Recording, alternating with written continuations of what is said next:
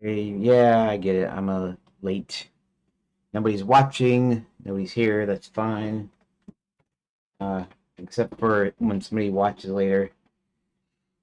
See if I can find a way of elevating my secondary monitor because when it extends monitors, extends it at the top, not the bottom. Anyways, forgive me. I'm gonna have to do the settings and everything live. Your capture device. Uh, give me a sec. And changing a few things here just kind of on purpose. Okay, and then go into the settings again and fix them.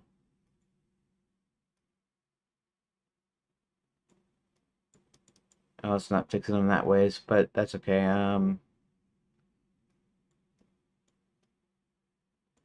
Okay, that's good, I guess. Manual.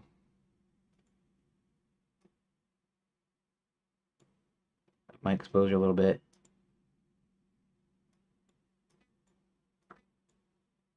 Zoom. Ooh, zoom. Okay. Okay, so when I do this, that it doesn't change, which means it's good. And let's see here. Mm-hmm.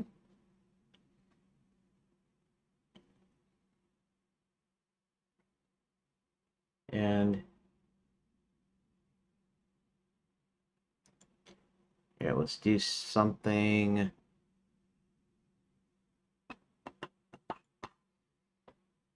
Just a second. I'm doing all my setup. I should have done it like way earlier. We had a couple days lately. Been trying to fix this pipe, and the only time I get to do it is in the morning, and we also have to eat. And uh, in reality, I should be going to bed at a decent time, waking up at early, making sure I stay awake, get going, do my work that I need to do in the morning, and then finish early so I can start here early. And I haven't been doing that. I'm going to try to do it. So I'm going to try to do this. I will say Monday, even though I might try to do it tomorrow. Um,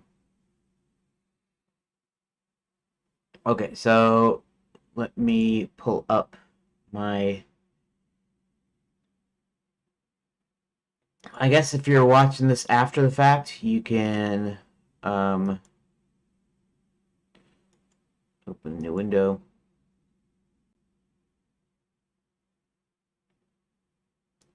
That.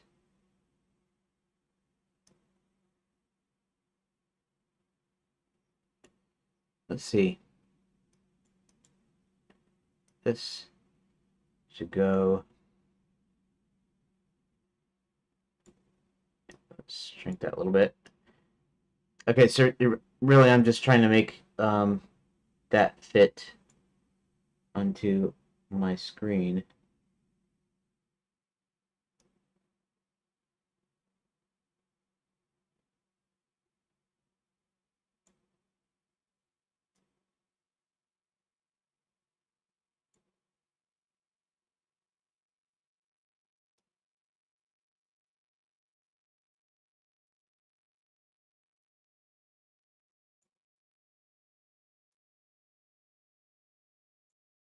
Okay, so what am I doing? Is it live? It's apparently live. I'm apparently looking to the side real quick though.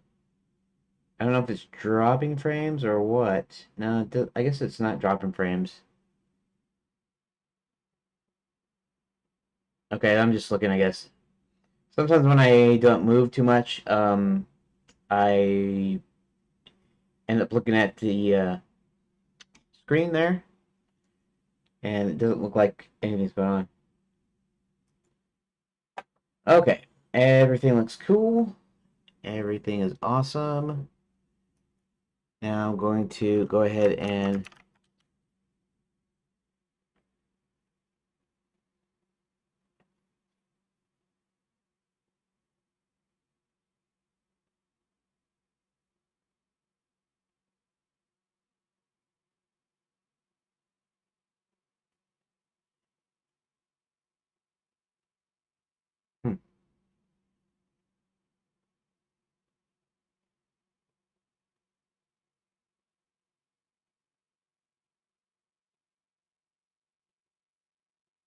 Here I'll show you just a quick sec.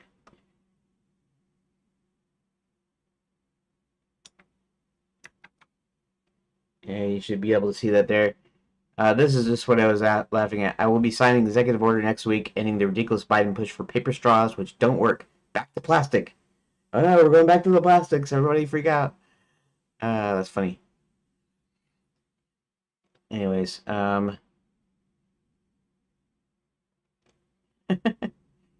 in order of John Ben's 180th birthday, people who are 180 years old, people who are still alive, which are nothing, people who understand Venn diagrams, people with a sense of humor, uh, people who get the joke.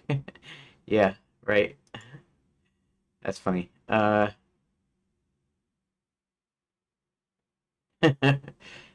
When I hear ICE is offering the 1,500 for every person taken into custody.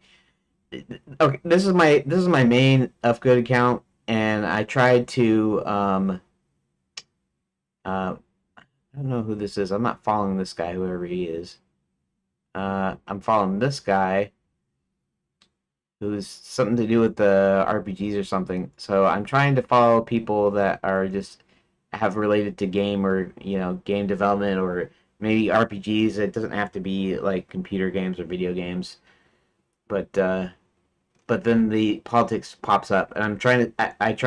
I created a separate Twitter account for like political related stuff and things like that, and kind of trying to leave it a little bit out of this. I'm not trying to like hide what I am or anything like that, but it's just like all the memes and stuff just pop up, and I got a bunch of you know I'm following people that have put up a bunches of memes. So and Dog Bears have only had one. Best photo bomb ever.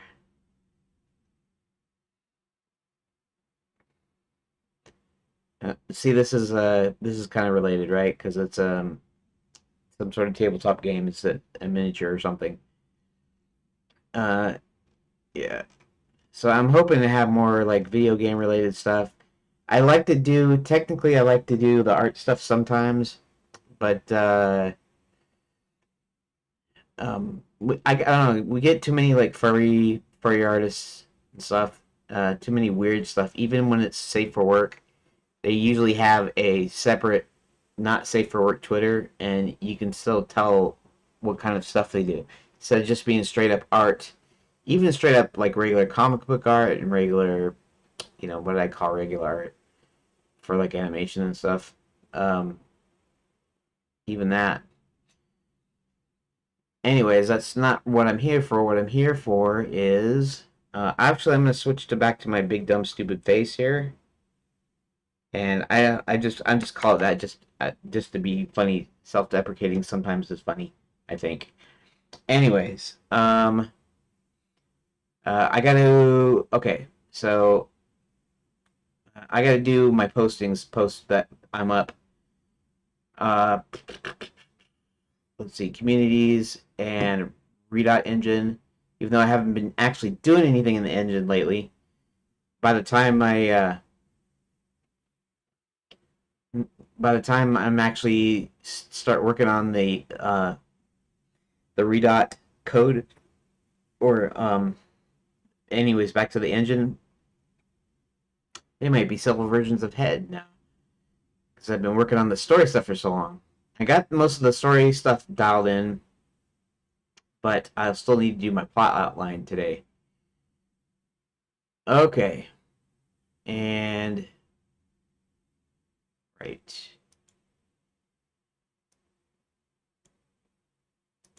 here, I like to have these hashtags just in case people are trying to look it up. Yeah, I don't know if you actually, I don't know, I don't know if they need um post. Um, I guess they might not need hashtags anymore, but I don't usually use them to tag people too much. I don't really do that a whole lot. but I do to draw attention to a few things. You know, like my particular posts or whatever. Okay. Adding characters into the main plot line today.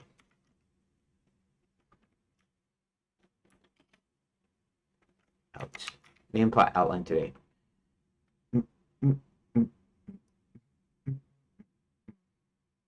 Wonder if I should. Okay. Go ahead. Go ahead and copy that. Copy that. Copy. Okay. Streaming school. I am streaming. Hmm.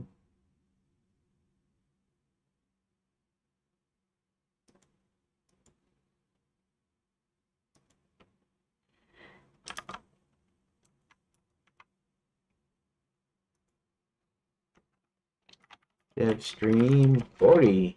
We're on Dev stream 40, everybody. Oop. Okay. So now let's go into Discord. I know it's not on the screen yet, but you notice my face is glowing. That's because I have an all white screen here. And okay, disable. I wonder why it did that. Okay,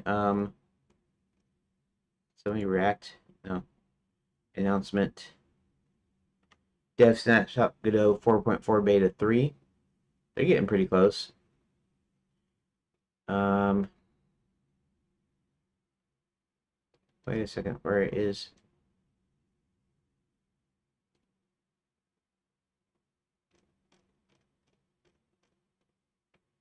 Well, oh, there we go.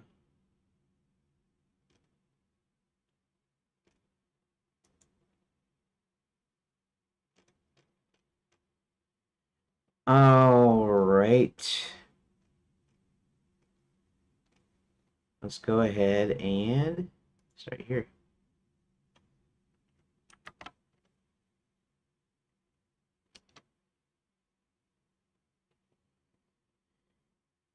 I have several to post in here, and I have to manually do it because I don't know if it's a service or a software that does it. Okay. Advertisements. I actually have dev blogs. I wonder if I shouldn't put GameDev.net's Discord now, since they're actually Discording, and the IRC channel has nothing to do with them anymore. They have a thing called dev blogs, and I'm putting my live streams into advertisements instead. Nobody's called me out on it, but I wonder if original message was deleted. Interesting. Okay. Oh, what did I do? Oh, darn it! I closed Discord. Need to do that. Game dev. TIG source. Right, streams. Game dev.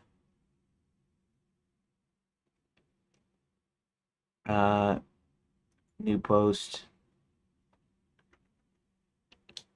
Dev streams. Experimental Rubber Duck channel. Post about anything you're working on or thinking about with no pressure to reply or be replied to. Confused? Check out. This is a test to see whether people like the forum challenge, whether it's just talk out loud what you're thinking is cool to have. Don't treat it as permanent. See how it goes. You know, here, let me show you Discord here. If you notice that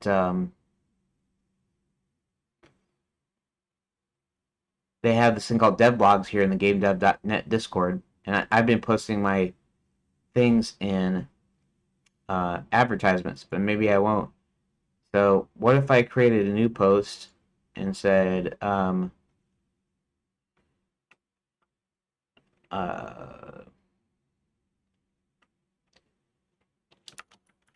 game dev stream 40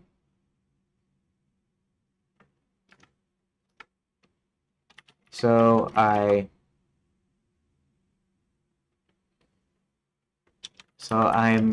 streaming my games development, and I just noticed the channel here and figured, wait, searching game development, and usually post links to my streams almost daily in advertisements. But I just noticed devlogs and wonder if streams are okay to post in here. Looks like it's okay according to the guidelines. So from here on out, I'll post in here instead of advertisements, or as you Brits might say, advertisements.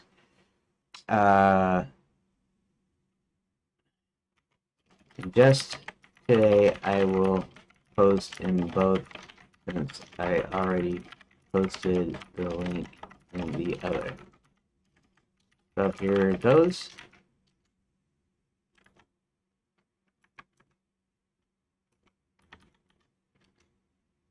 Post. Okay.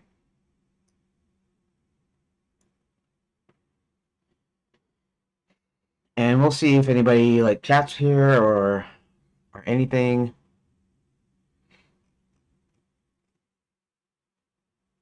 I don't know if you're supposed to do a stream or not. It doesn't say anywhere in the guidelines. So we are going to... Interesting. Maybe we can edit it. Can I edit it?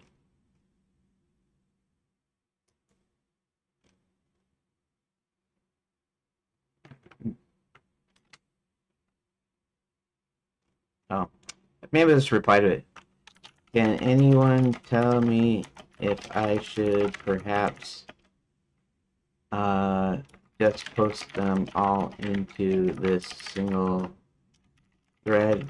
Although I don't know if anyone will see it if I do that, but I noticed this is set up like a thread kind of system.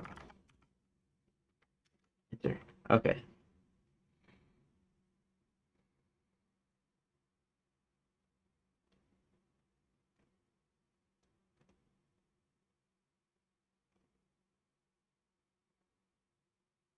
Alright, so I'm going to leave that like that, and instead of posting a new one, I might have to post a reply to this. Anyways, I'm taking up too much time doing this thing, so let's go back to my face, which I know you all love, and let me continue posting in these other places. Want your stuff. Stream share. And let's see. That. All right. Chap C. Control V. And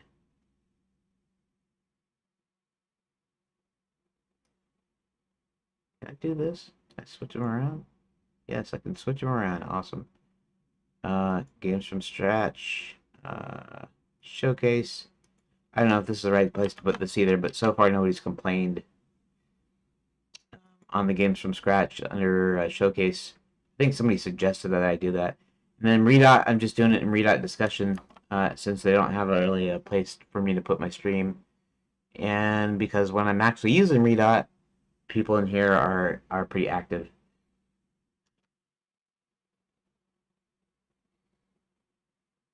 Member. I'm a Redot member. Okay, I think that is it. Alright. Now for the final thing. Final thing is, of course, IRC. And let me angle this down a little bit. So that I'm not so like that. Let me see me do it in the window just a sec. I should have angled it down. There we go. It's how long I've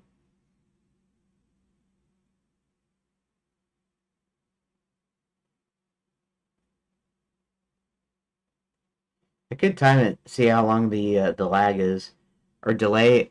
I don't know whether to say delay or lag because it's not an input lag. In fact, if you're watching it from somewhere else, it could be faster to you. It might be just slower because it's going out and then coming back to me on the same thing. So I'll try not to. I try not to do the bad habits on screen. So apologies for that. Um, Here, so let's do something here. Let's I'm gonna wave for the screen, and then I'm gonna stick my finger up in the air. Don't worry, it won't be the middle finger. And then I'm gonna see how long it takes. Here, let me pull up. Well, actually, I got the clock running, so I can just count that number of seconds. So, like that. 2, 3, 4, 5, 6, 7, 8, 9, 10, 11, 12, 13, 14, 15, 16, 17, 18, 19. So approximately 20 seconds. So you'll have to see me hold up my finger for 20 seconds. So it's 20 seconds delay for me. Watch my own stuff. Okay. Now, let's go ahead and apparently there's somebody else watching here other than me. And thank you, friend, whoever you are. Uh, and I'm going to go into RC now. Yes, everything today is way, way late. I know, I get it. It'll probably be a shorter one. It's like I said, things have been trying to fix a pipe, and we have to go to the back to the store a couple of times, and this, that, and the other thing. Uh, and starting Monday, I'm gonna try to get on time because I need to be consistent. I think. I think that would be a big thing once people start being able to rely on the time I actually come in here. What I'm gonna try to shoot for, which probably won't make it because you know how that works, is so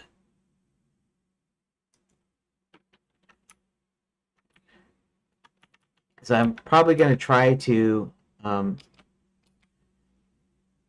physically start the stream.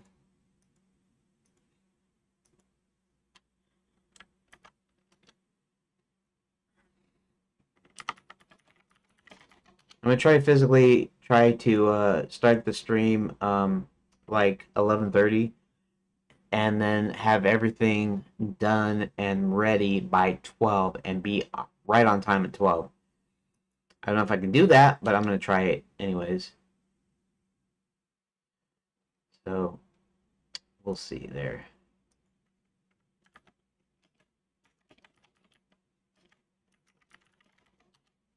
The big dev stream 4.0.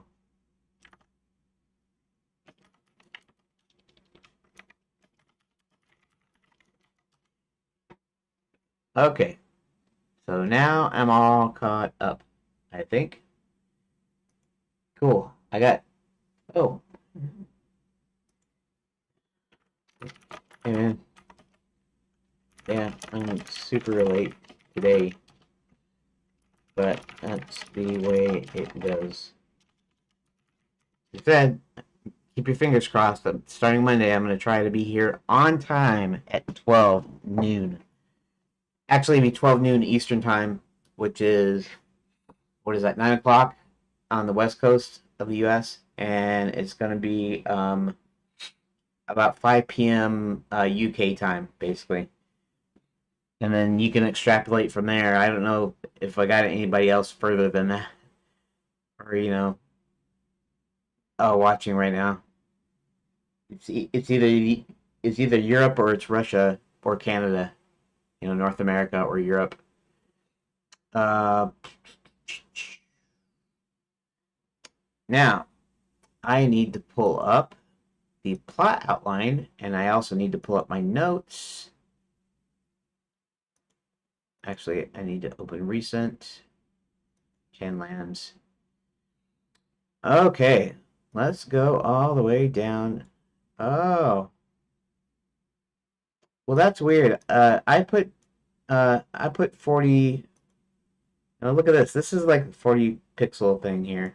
In fact, let's try something here. I guess it's theme. Here, let me show you what I'm doing, just so you know. Uh, Preferences, and then uh, themes,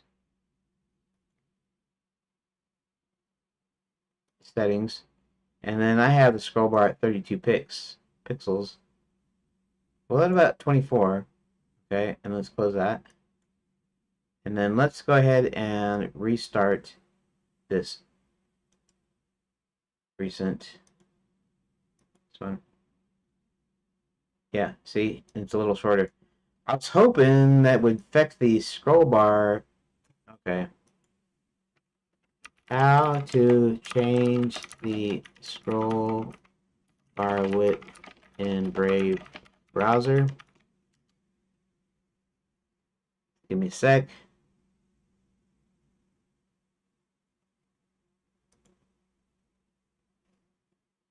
Uh,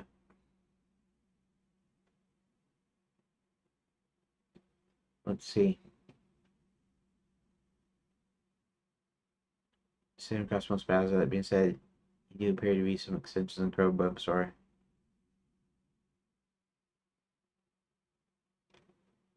That was from 2022. Close with no, because of no replies. All right.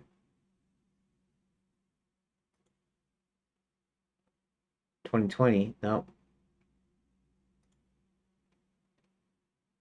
Scroll bar customization. 2023. Scroll bar is a better scroll bar width. Yeah.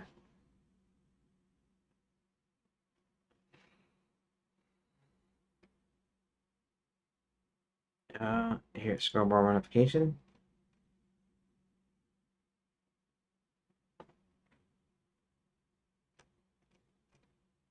I'm ready to modify this huge and annoying.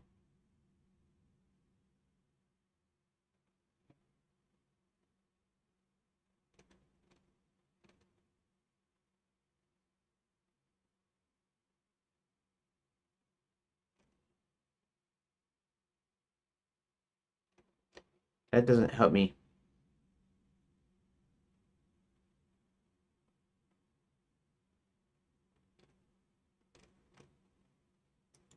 So apparently I can't change the scroll bar width in Brave browser.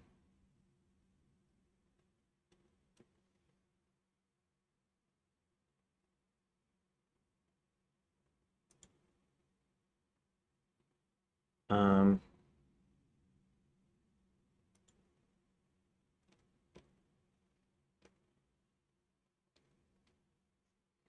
oh well, maybe I can't just do it on Brave. Okay, never mind. It doesn't really matter. Um, Let me check out Zanzibar. I'm not sure if let's see here.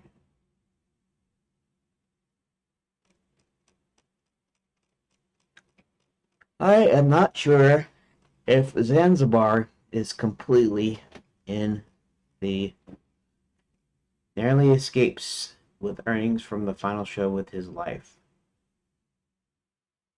Okay, let's see if I can find.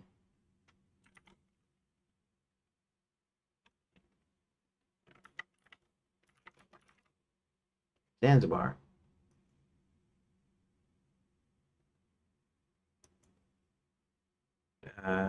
Does more shows.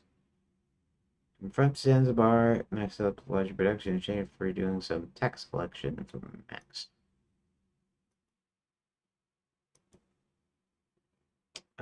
Zep decides to skim money. Max finds out.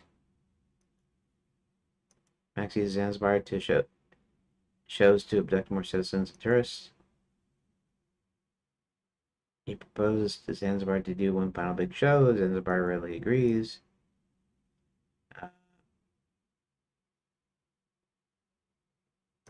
And then we start over.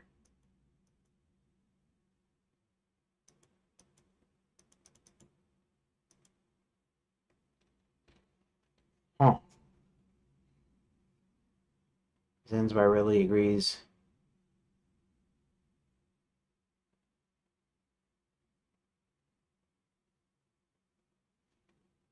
And I don't have any more Zanzibar in it.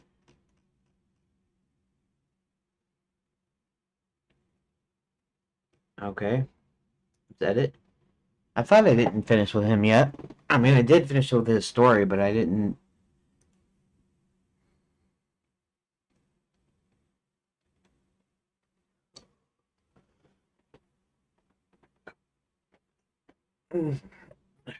He decides to go, comes up with a plan to do one final big show, and for Zanzibar to retire on. Zanzibar readily agrees. Max tells Zanzibar that this is not only his last, but this is the last show ever until he got to go on with the show as planned.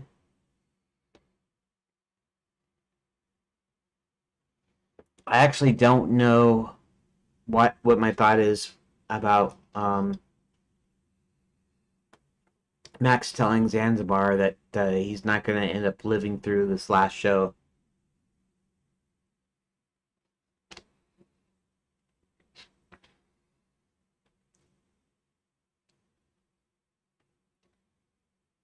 So the question is, let's go to the subplot.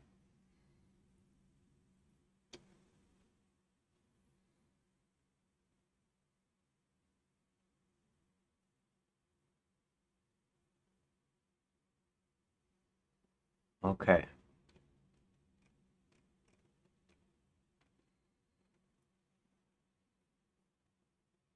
I'm actually going to have to go through each of the characters and make sure that their plot outlines are actually represented in the main plot outline. That's going to take some extra time, unfortunately. See, I'm looking here, and then my face is cut off. I'm back here, it's not cut off. I guess, that doesn't really matter, I guess. Let's angle it downward even more. Something like that.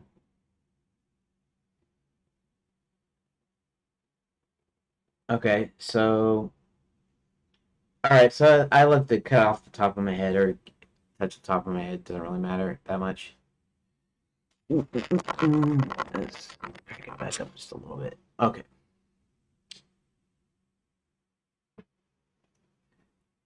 Um, yeah, I don't even have half of the subplots in the other ones. So I might have to redevelop some of these subplots for them and insert them in.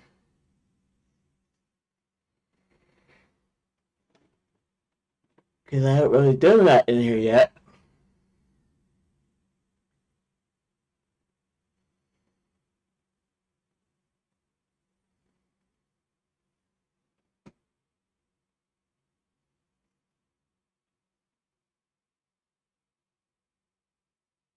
He actually does. Okay.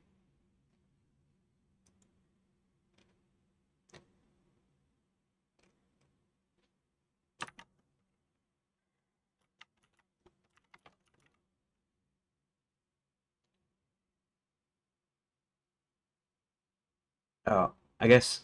Okay.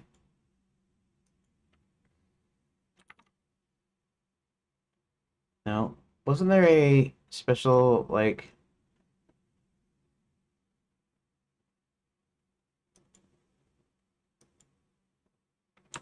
There we go.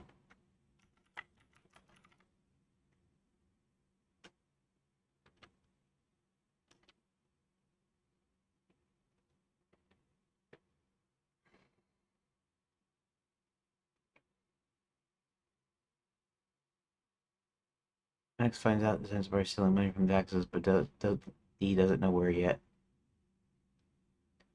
Max sees Zanzibar shows to normal citizens when he's got enough. He proposes Zanzibar to do one final big show. Zanzibar readily agrees, not knowing Max has already found his stash and is planning to betray him.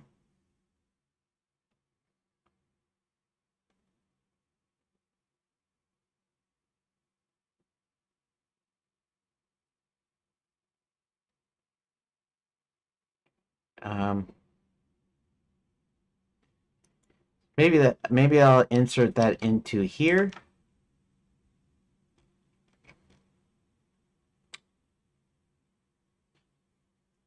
He decides he's going to betray Zanzibar. Okay.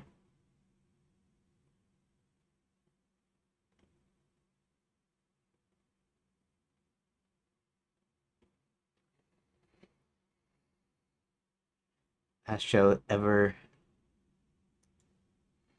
Maybe he doesn't tell him it's his last show ever. I mean, I got that as a plot point too.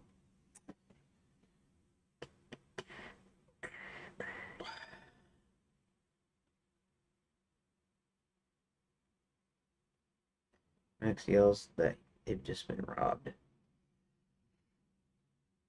I don't know. I think my thought was that there was going to be some monologuing going on, and actually, here let's move this over. Even in it's evening in the UK. The saga continues.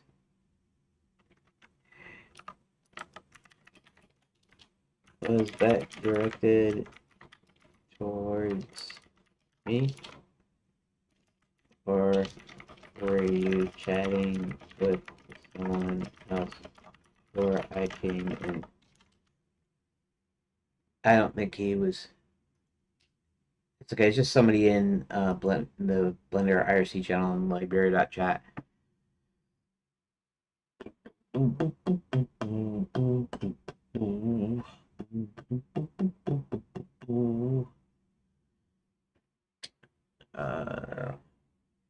It's not very strong plot point two though.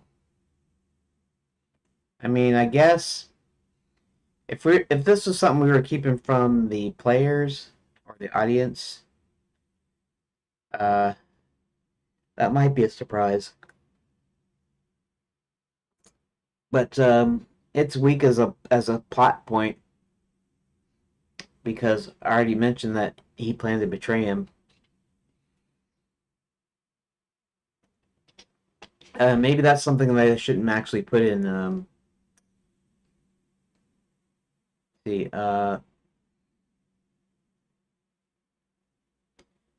instead of not knowing that Max has already found his stash.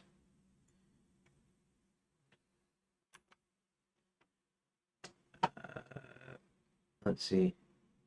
He finds out that he's stealing taxes, but he doesn't know where the money is. Readily agrees. As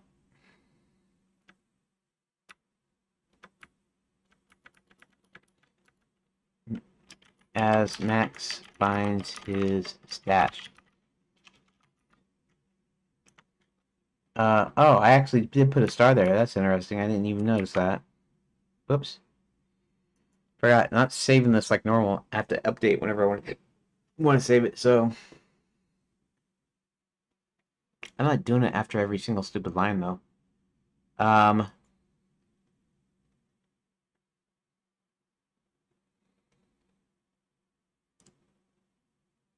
So Max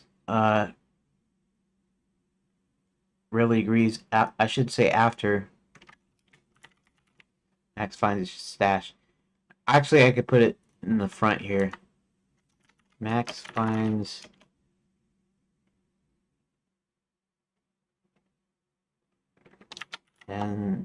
Zanzibar's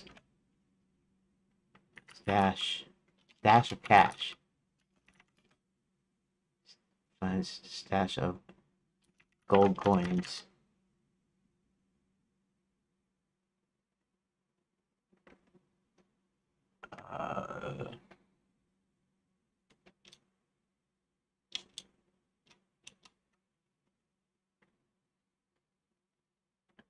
Zanzibar readily agrees after finding after Max finds his stash. So we do that as far as timeline goes. That's okay.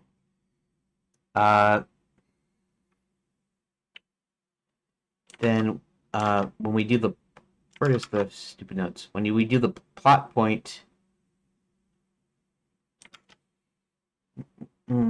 Max confronts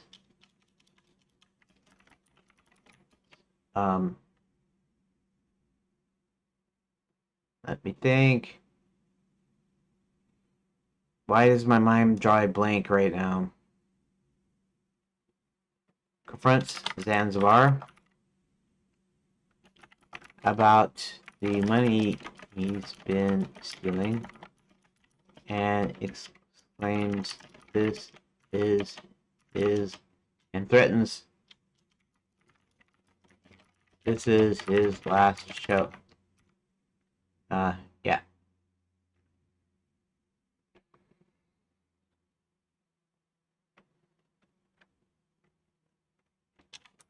But he will go on. No.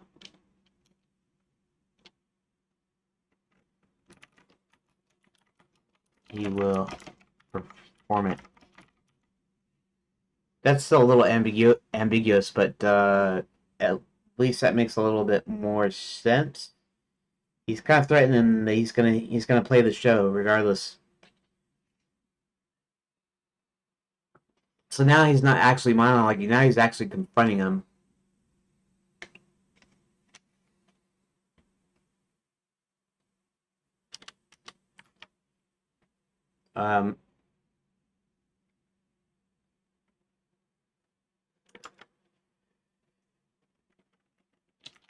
Zanzibar performed his last show, and then sends Corvus to gather up the loot.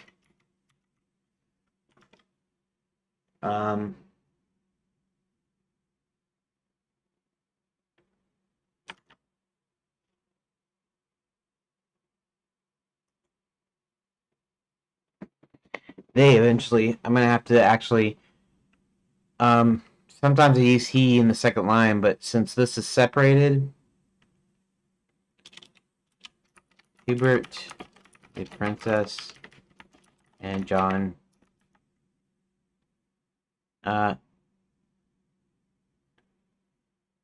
eventually come to the forest without leaves on the trees and slow down a bit.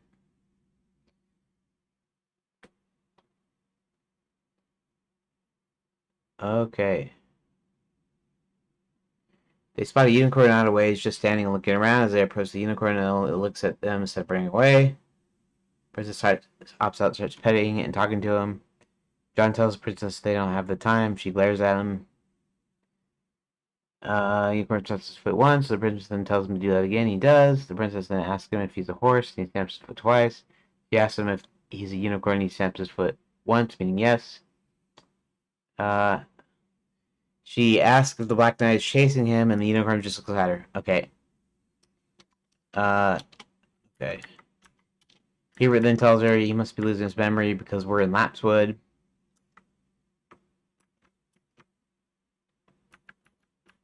Not going to put a so in there because I'm going to insert the thing in here. You know the thing.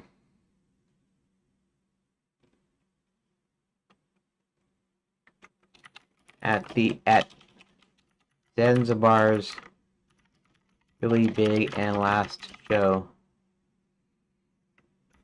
Max yells out, "Fraud! Phony! Fraud!"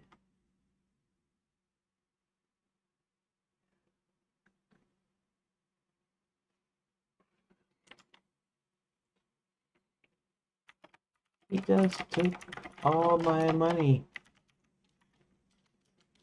The crowd angrily toward Zanzibar and start chasing him.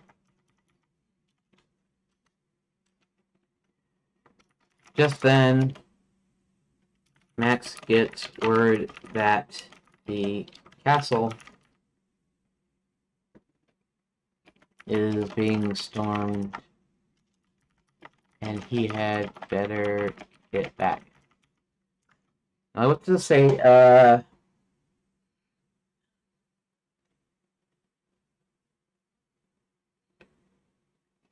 Head toward the castle, escaping. Uh,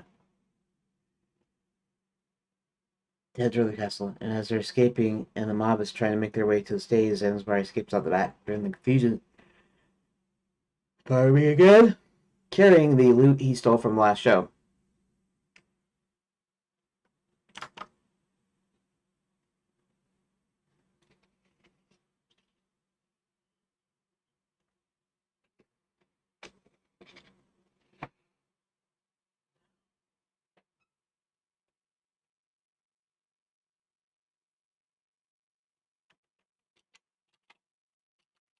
Zanzibar escapes out the back.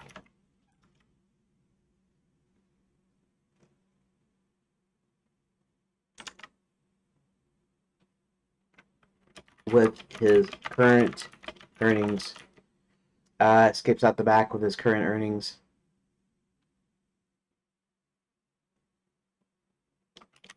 During the confusion.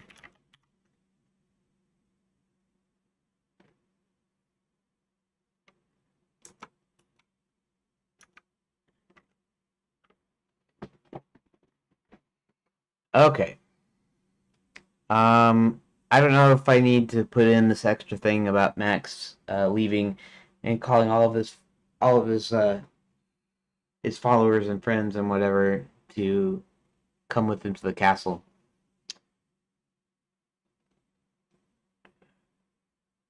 Okay, so that is done.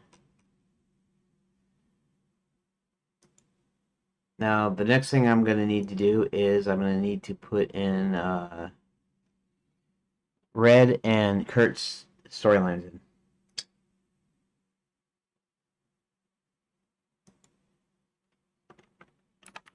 Genie? Yeah, I wasn't taking offense. I just wasn't sure if it was about me or someone before I came into the chat. Yeah, there's quite a bit. It does seem like a saga. Of course, saga implies that there's many stories, like in the series. And sagas usually cover a great period of time, like generations and stuff. But anywho,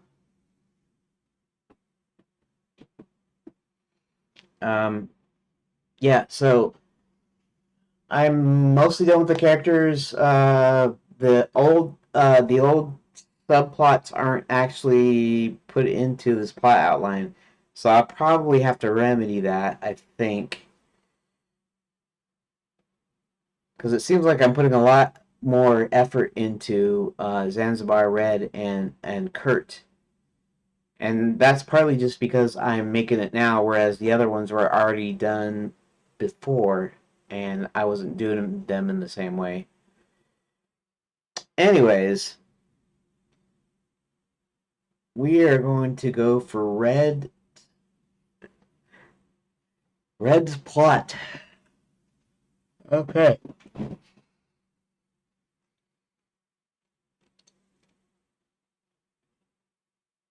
Uh,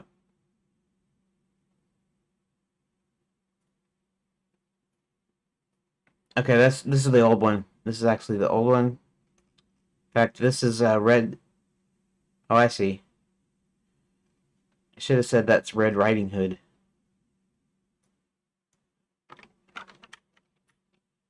Let's do that just to make it differentiated. Okay. Now she has a name, and even though she's kind of related to the fairy tale Red Riding Hood, she's her own person now, and a lot less about any like fairy tale stuff. Okay, so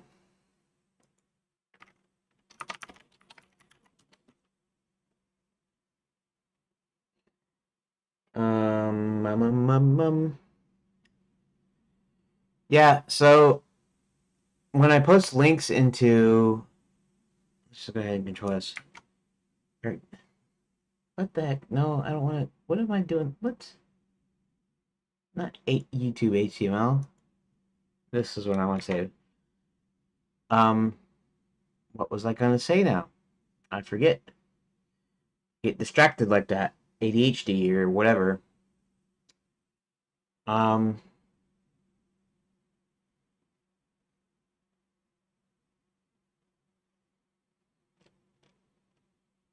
Anyways, I gotta get everybody into the main plot outline.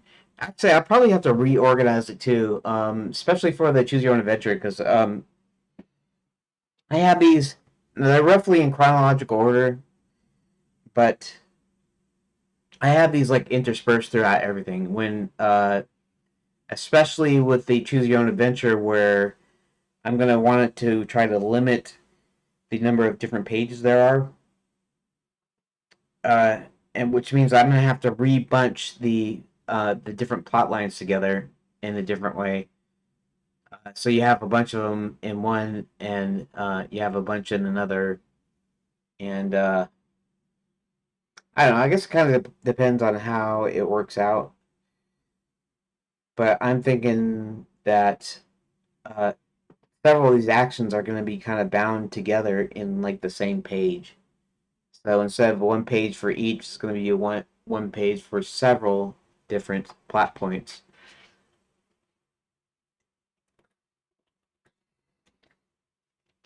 And I want to do that because let's see here. Let's see how many lines I got in here for one thing.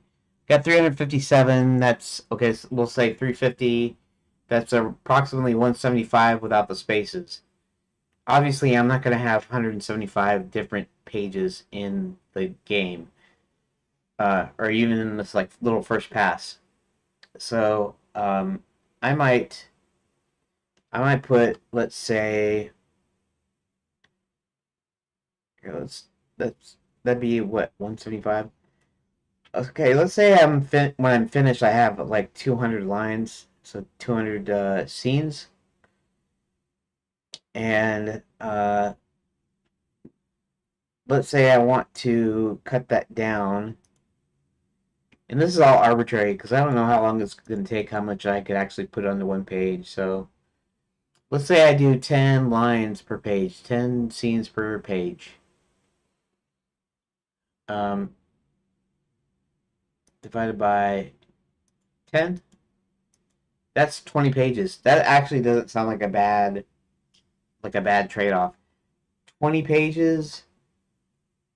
I don't know. Like an actual choose your own adventure where there were small, even for like a young adult reader kind of thing. It's like 120 pages or something, or somewhere thereabouts, I guess. And yeah, so and there weren't that many to turn to a lot too. And let me think. Well, maybe the first pass, maybe that's how I do it though, because I intended it to be short, actually kind of short, because I intended to expand out in the later phases. So maybe there would be a total of 200 rooms in the final game. Well, yeah, I wonder. I wonder if I couldn't ask a GPT, Chat GPT, or any kind of AI if it could uh, tell me about how many rooms or scenes were in some of my favorite choose your own adventure games, or not choose your own adventure games, computer adventure games. Let me find it.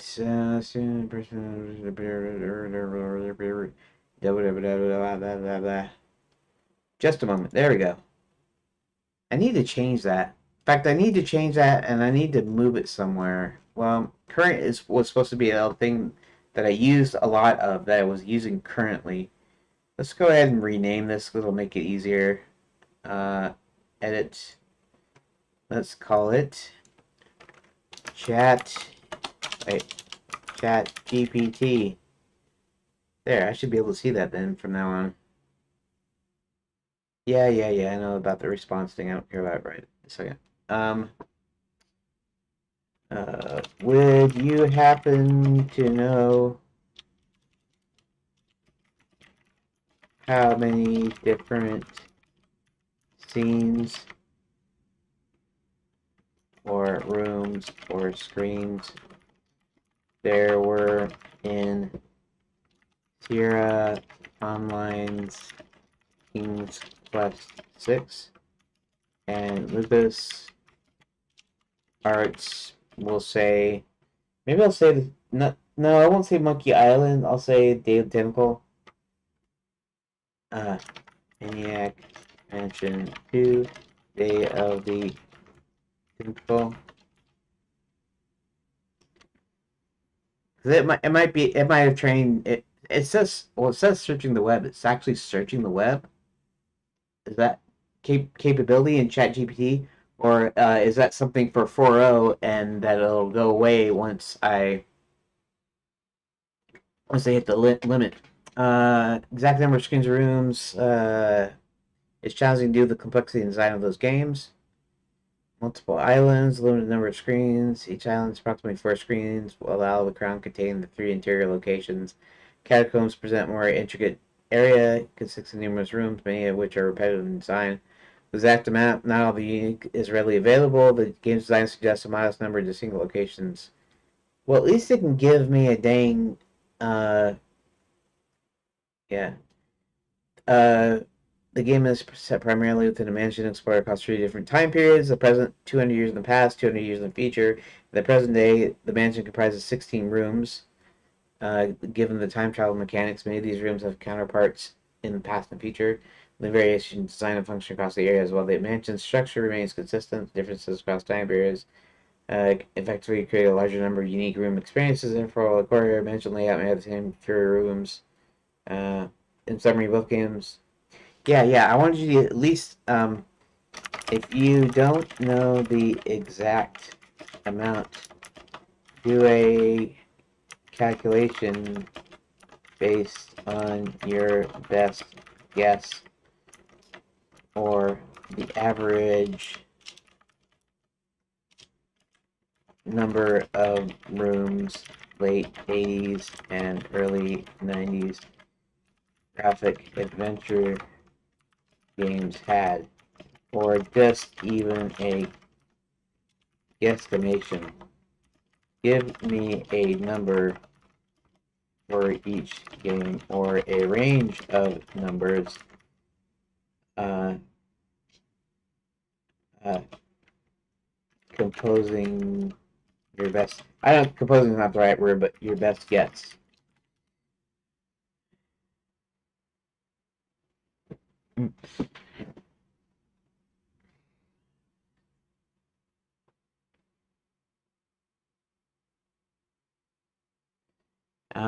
Let's see. My best estimation based on the typical structure of late 80s, early 90s graphic adventures. Estimated screen count, 90 to 110 unique locations. Okay, got it. That's good. Mega Mansion, 60 to 80 unique rooms. Okay. Final estimations. These are rough estimates. That's all I wanted. Let's see. What else? What else would have been kind of a big one that's are still they're still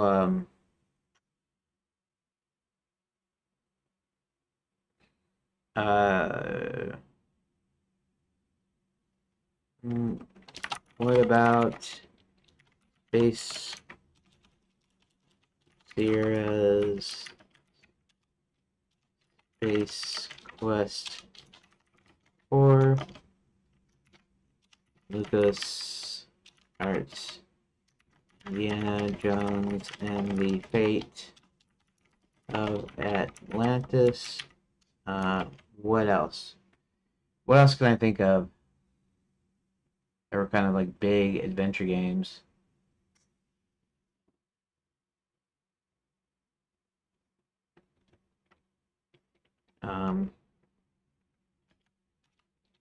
any of the Quest for Glory series.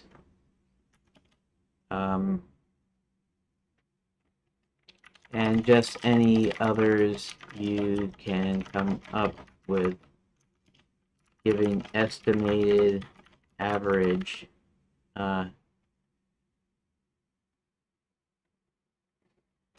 amount of rooms.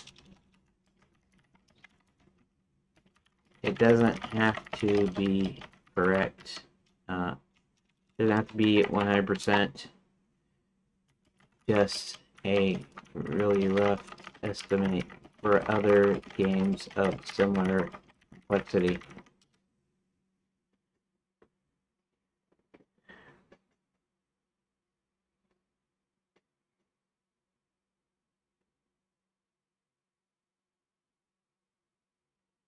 Space Quest 4, Roger Wilco and the Time Rippers. Estimated screen count 70 to 90. Quest for Glory series. Quest for Glory 4 has and 2 has about 120. This is interesting. This is kind of good research too. Granted, it's an AI. It's something that might could be searched, but basically it's going to be like I said, it's an estimate. So based on whatever information it can gather or what information it has trained onto it, then it can come up with a kind of a best guess here. 120. Fate of Atlantis is mastered due to 3 separate paths. That's not too shabby. 120 to 140. Interesting. Monkey Island 1 and 2, 75 to 90. So it seems like they're mostly floating around the 120 range. So maybe I can do 200, but maybe I won't do 200 necessarily. Okay.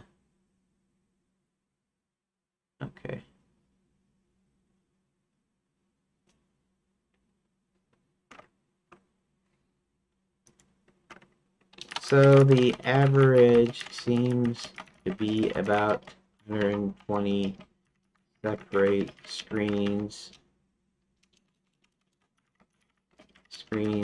Separate should have an well, I was gonna say and locations, but it doesn't matter. Based on estimates across various scale and LucasArts games, smaller games, mid-range, under 140. Solid estimate. No, but what about text adventures? So-called interactive fiction that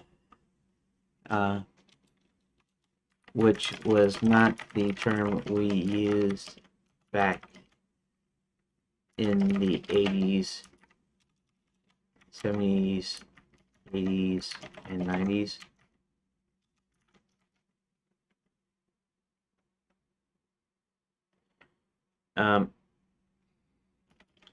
For instance, the Zork series and any other major text adventure franchises or tentpole games from, say, Infocom or others. Classic text adventures, pressure-based interactive fiction. We don't have screen in the graphical sense. We have rooms or locations, discrete areas. Okay. Zork 1 had 110 rooms. Zork 0, 200 plus. Actually, it's really kind of interesting here because now I may end up having more than 200 here, but that doesn't seem out of the ordinary for any particular game. Now, granted, with the text adventure thing, this is actually locations. This isn't actually like here I'm having events, separate events, but there might be more than one event happening in a single location. So that's something I have to be cognizant of. Yeah, Enchanter, Checker's Guide to the Galaxy, 35 to 50 rooms, compact but dense. Leather Goddesses, Phobos, 90 rooms. Mind Forever Voyaging, 175 plus rooms. That's a big one. Trinity, 100 rooms. Many of the Golem games had 100. I should actually play some of these because I never really actually played a lot of text adventures. I played one or two back in the day because I'm just like any other teenager or kid or whatever you want to say. Um, where if it's a cartoon or if it's if it has graphics or pictures on it, I play those. Text adventures really did not, even though I liked reading. I mean, I was a pretty big reader when I was a kid, but I uh,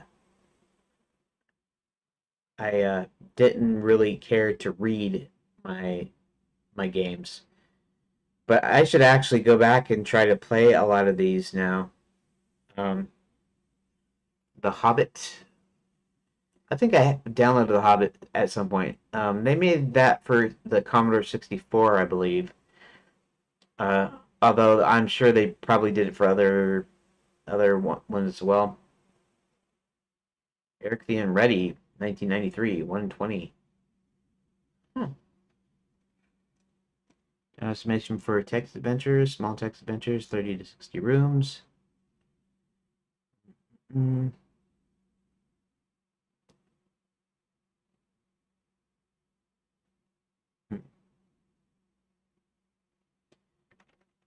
No need for that.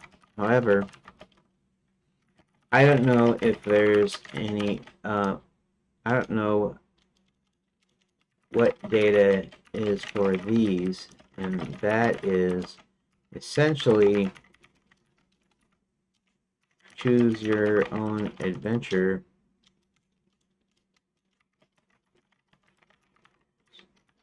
but for computer systems or even the web. Do you have any numbers or amount of locations in those types of games?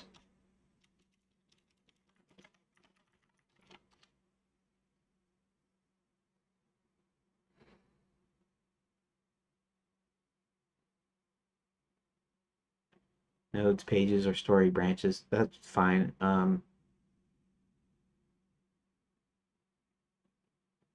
Tales of Adventure series, 50 to 100 locations. Structured like adventure games, but with choose your own adventure feel. Hypercard based story games, 50 to 150 nodes. Mystery House, 30 to 50 locations. Practical, but choose your own adventure like. Uh, Fine style narrative games, modern fiction, 50 to 300, 100 to 500 nodes.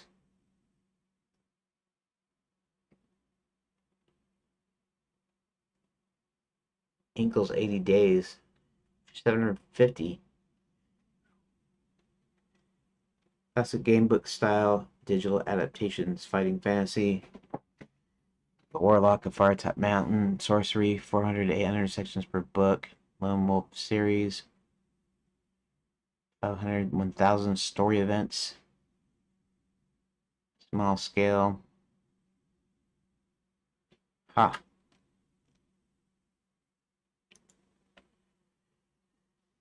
Hmm. Okay. With a location described via short text makes direct comparisons tricky. Now, I'm making a fully interactive via mouse or maybe even touch screen ad. Um, Point and click style graphic adventure like you would would find in the early 90s. But to where I'm doing it in phases in order to simplify things and build up these systems. I'm starting at a choose your own adventure version, and then adding on, eventually transforming it into a text parser based adventure, then adding audio visual elements and full mouse point and click or touch pad screen interactivity. So I'm working on the CYOA style, trying to decide how many locations my game will have, or I should say pages, because some events could happen in a similar location but a different node or page, like you were saying. They compare, like how you were saying they compare to most other adventure types.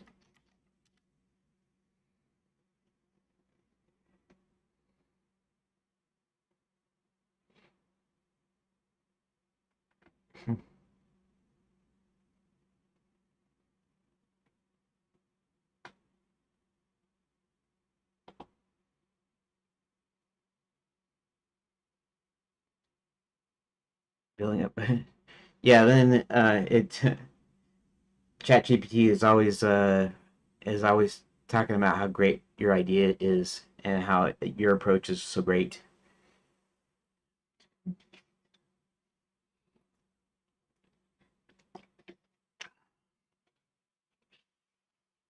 Type focus experience, strong replay value, good for a single story arc, my branching beam scale. That's for branching paths.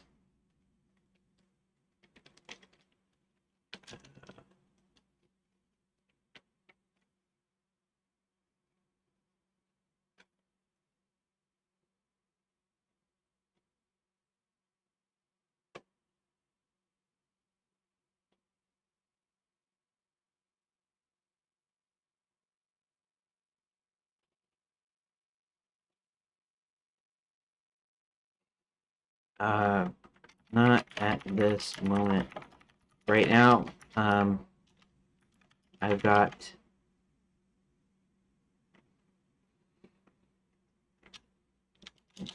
I'm actually working on a plot outline that includes each character's arc. Each character's storyline.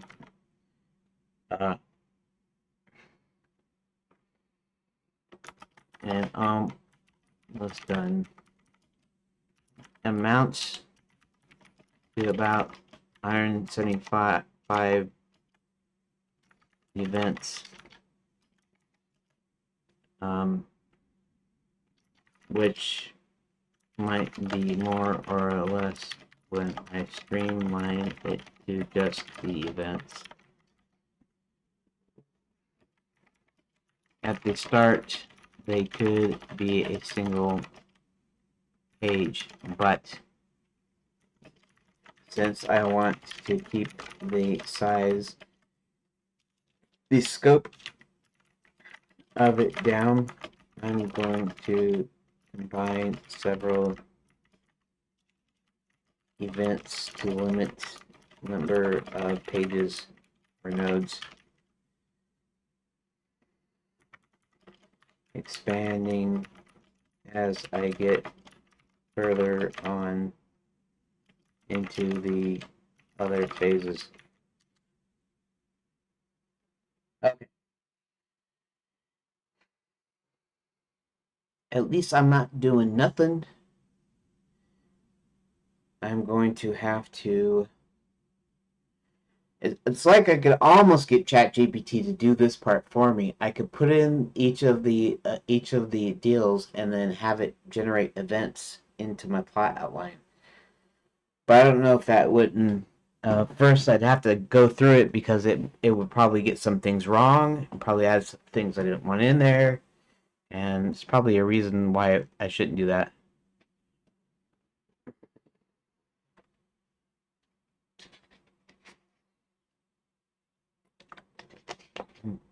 Okay.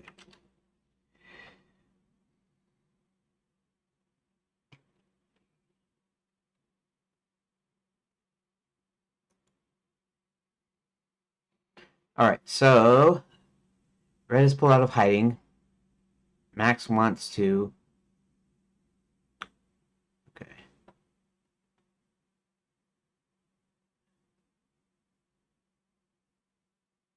Jump. Red struggles as they tumble into the brush. Okay. So there's not a lot that happens to her on her thing. She's sort of. Hmm.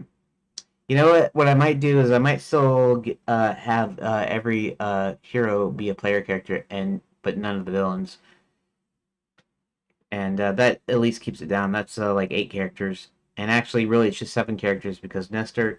I don't know if I'll let you play Nestor separately. He doesn't have. He kind of. I mean, he would have a story of his own, which would be to find his long lost brother. Maybe that might be a thing that I would do. And Chester didn't know he had a long lost brother. He just likes making friends, and he knows this guy Nestor is always picking on him and beating him up.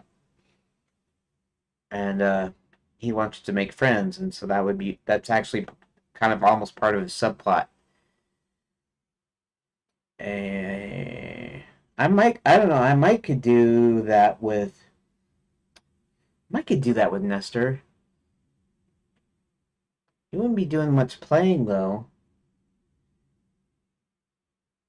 Maybe not. Maybe I'll treat Nestor as a non-player character though, because there isn't a lot he does in the story. He picks on Chester. He gets, he gets mad at him or whatever. Then the stuff happens to the dragons, and then Chester meets him. He offers him a gift. He becomes friends with Chester, and then they go on together. It's almost like they're one character, right?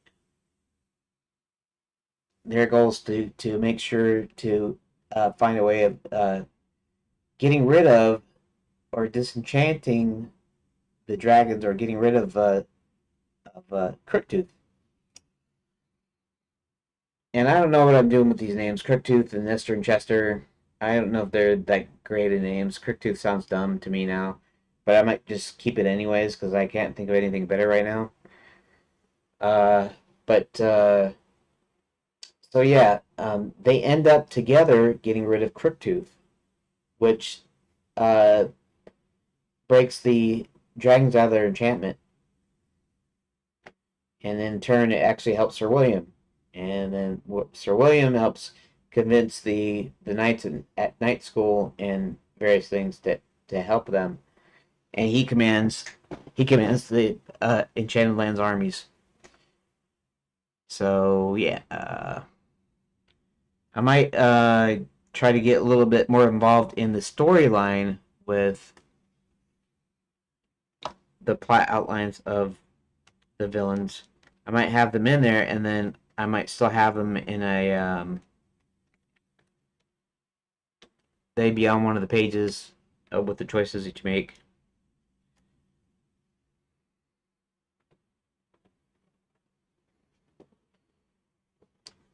Yeah.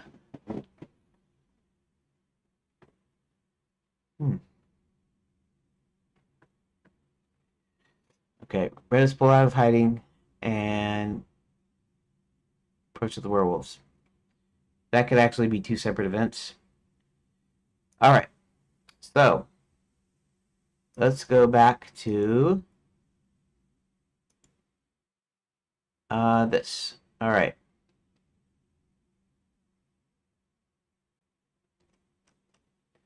Okay, let's go back to the beginning and let's figure out where we want to introduce red.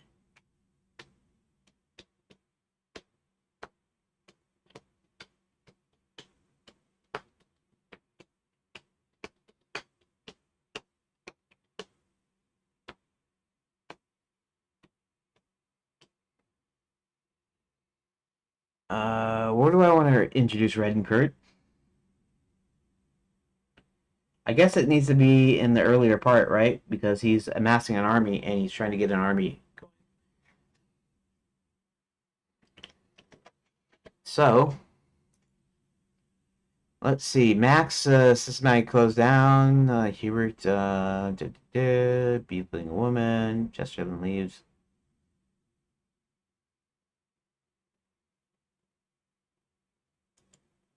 Yeah, let's look at this. The non-edit. Let's see what we got here. We got almost 100 pages, 100 lines. And Act 2 has Act 2 has almost 300. And Act 3 has 357.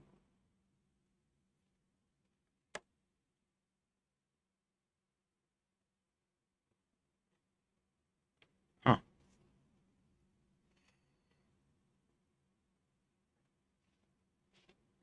So there's about 60 lines. Boy, that Act 2 is brimming with stuff. Brimming. Okay. So, let me figure out where this fits in. Where does this fit in?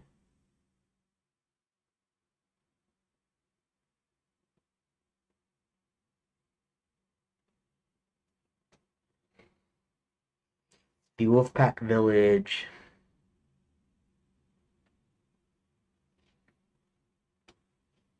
Well, I'm trying to think for a second.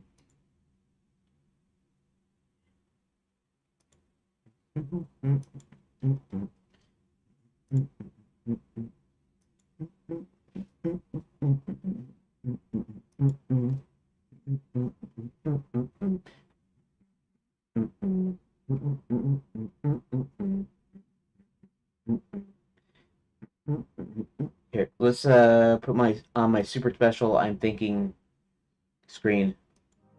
Thinking, please wait. My thinking music.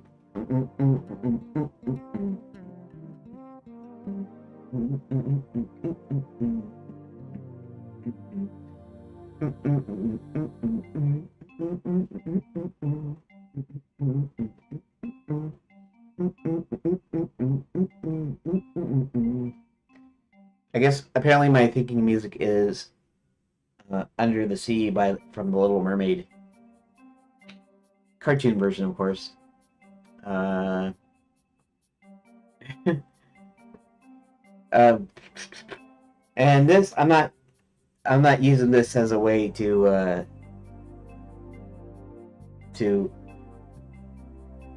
stop you from seeing me falling asleep. I'm not falling asleep right now. I am just, I'm sitting here and I'm kind of like, I'm like doing nothing, but I'm not doing nothing. I'm thinking in my head, and I'm trying to come up with here.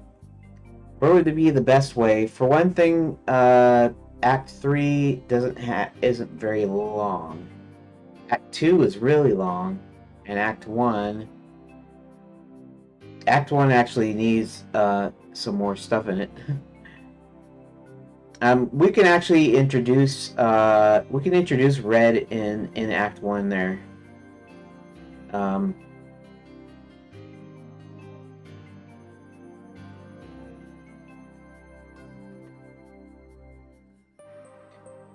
it's kind of hard to kind of make this like a uniform, kind of this uniform deal. Um,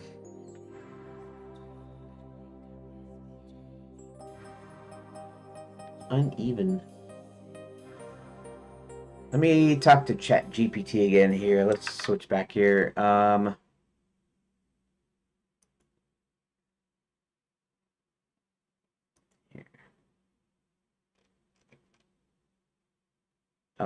Oh, this is the okay. This is the edit. This is the actual thing I was looking at. Okay, there's Chat GPT. Um,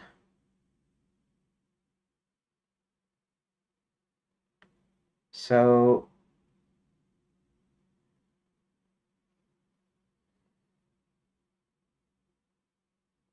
yeah, let's go back to my plat outline.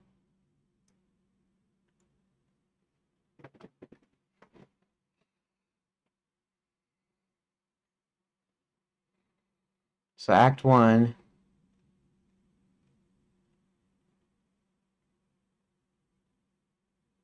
is almost 50. Act 2 is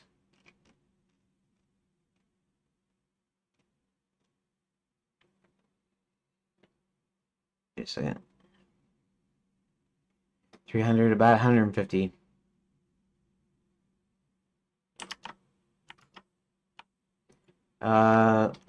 Let's discuss 3-act structure.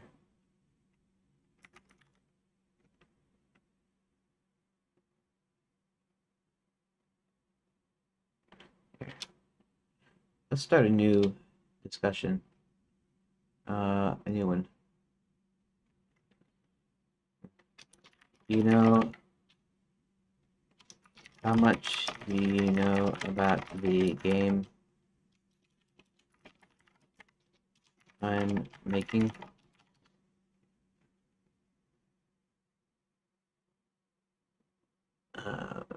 Multiple phases.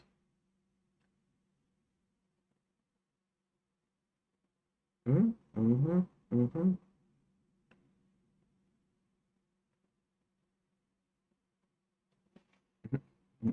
Grim or Thorn. Second command. Third command of the werewolves. Pose current nature. It doesn't have everything. Oh, I just hit the free plan now, apparently. Okay.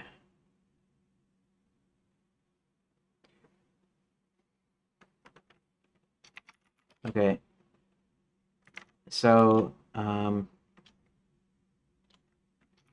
you've got most of the important stuff, but I want to discuss the Act 3 structure a bit.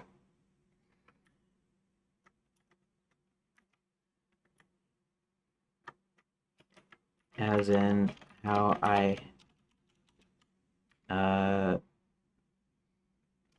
I've laid out my story. I've got several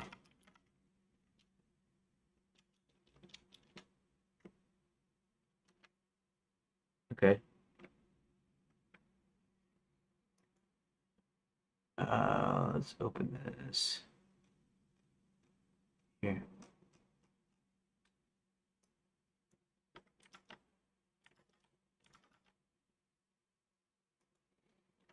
Now, even though I don't have everything in it, and it's not streamlined, as in all, as in pared down to single events. Right now, Act 1 is sitting at about 50 lines, which would translate to 50 pages or nodes. 150 for Act 2, and only about 30 for Act 3. And it seems a bit unbalanced, doesn't it? In terms of length, especially Act 3 being significantly shorter than Acts 1 and 2. Typically, Act 3 would be climax and resolution of the story. It's not unusual for it to be shorter. You want to make sure that it still has the emotional narrative weight needed to wrap everything up satisfyingly. Act 3 should ramp up the intensity and tension with final conflicts, revelations, and resolutions. Shorter to suggest things are resolved quicker than expected. Act 3 of necessary build-up for the dramatic payoff. Even though Act 3 may be shorter in terms of nodes of pages, quality over quantity is important here. Each page it feels impactful, whether it's a big twist or character choice, or the resolution of a long-running subplot that can balance out the shorter length. Character arcs. It's essential that the character arcs are completed in Act 3. If a lot of the growth or resolution happens earlier in the game, you might not need as many pages, but you want those final moments to be emotionally satisfying and impactful. Subplots. Make sure you're resolving the subplots that have been introduced earlier, like Kurt's quest for power or downfall of Red. You may need a few more pages to tie these up. If they feel rushed or incomplete, it could leave the player with a sense Act 3 didn't get enough attention. You don't necessarily need to expand Act 3 to match the length of the earlier acts, but it's worth asking. Do you feel the emotional stakes of each character and character resolutions are effectively paced in Act 3? If not, maybe you could expand a few key moments to give it a bit more weight. Not just yet. I'm determining when to introduce Red and Kurt. The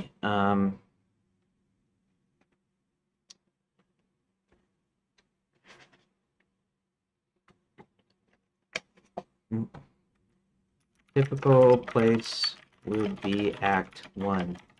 However,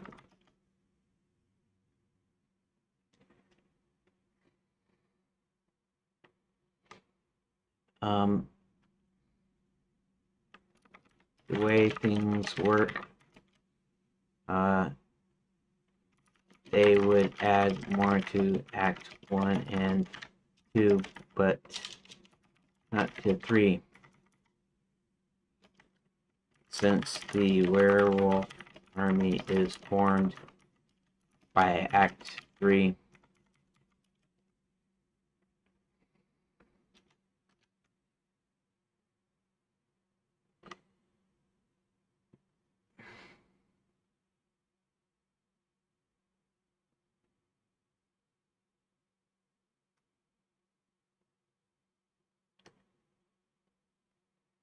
So, okay.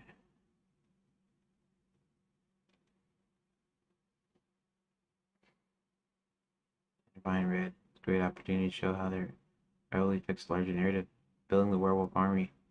By the end of Act 2, the werewolf faction led by Kurt could be fully formed and positioned to take action in 3. Impact felt, not direct involvement. Since the army is already formed, Red and Kurt may no longer need to be directly involved in the final moments of Act 3. Instead, they could influence the decisions of the characters and actions of the werewolf army, even the final confrontation with their actions, manipulation from earlier in the story. Kurt's manipulation might weaken Pack's unity, allowing other characters to seize control of the situation. Red's downfall could be hinted at in Act 3, as Pack begins to see her as weak and broken, or she could be in direct threat. End of Act 3, Red and Kurt's. Alright.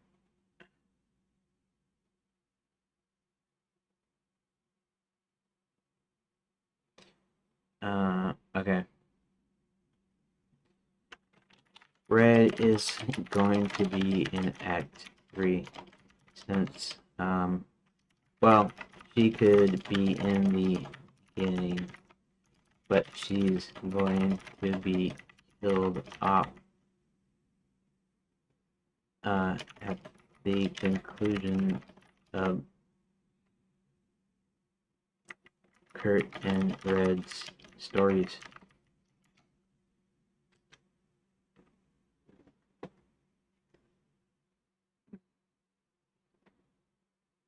I see. if Red is going to be cut off, the conclusion of her course, it makes sense that her presence would be stronger earlier on. Their eventual death marking the end of her arc that gives a more defined beginning, middle, and end for a role, which helps. Okay. It doesn't really need to tell me how it would act in each of the dealies, but early in Act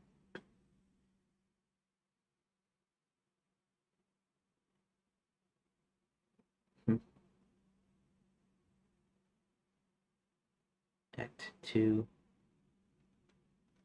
its rivalry intensifies. Act 2 is where they're.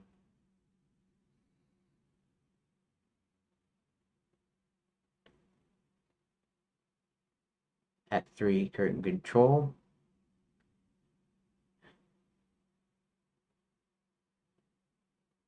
Okay, could still mourn her, blah, blah, blah. Yeah. Uh,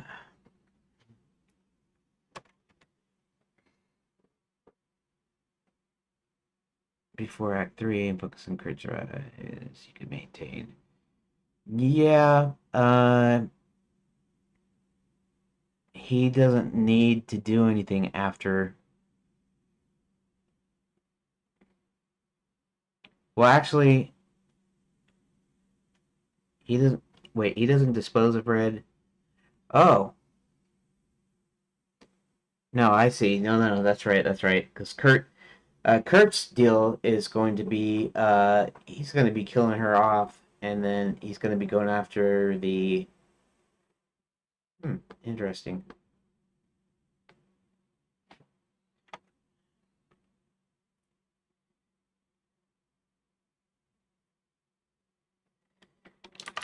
Well, I don't. Um, I don't see Kurt doing anything else in Act 3 other than being in the final battle. But that's where everyone is fighting. So not a not so no specific scenes for Kurt. Um, However, I could do the thing where him and Red are introduced in Act 1 and then resolved in Act 3. However, that means that there is a big amount of story that goes by since Act 2 is so big. That's kind of where my problem is. My problem it really isn't.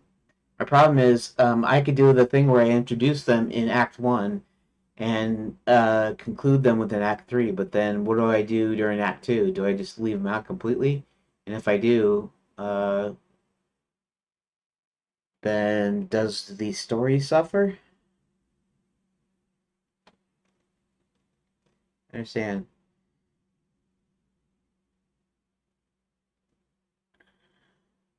Long gap. Keeping their influence present while not letting it feel too distant. Few ways to approach the structure without leaving a huge gap that feels too disconnected. Foreshadowing Kurt and Red's rivalry early, showing Kurt's ambitions, Red's leadership, leave the full impact of their actions for later. You can set the tone for their eventual resolution. Um, Act 2, there, and maybe that'll be a deal. Maybe after I streamline Act 2, there won't be as much stuff in there. Even if Kurt and Red are not directly involved, their actions can continue to ripple through the story. For example, Red's weakening leadership can affect the werewolf pack's morale or cause internal strife. Kurt's rise can be hinted at through rumors and actions. Kurt's manipulations. Kurt might not be physically present, but his influence could be felt somehow. Red's decline. Maybe some characters talk about Red's actions, leadership struggles, to resolve their stories. Red's death.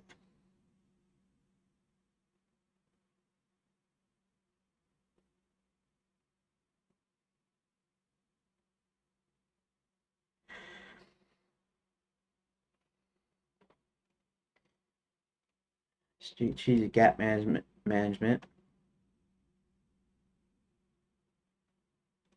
thematic consistency. Mm.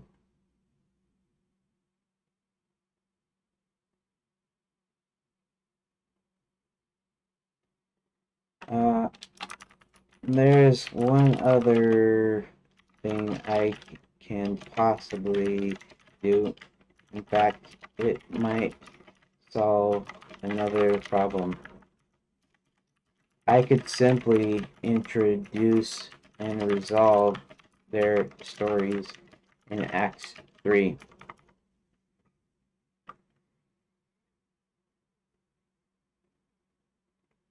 That's not a bad idea.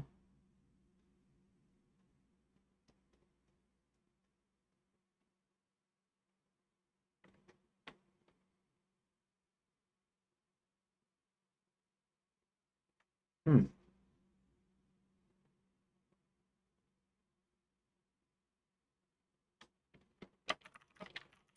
So,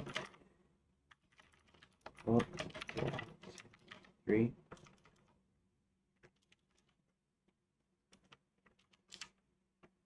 Hmm.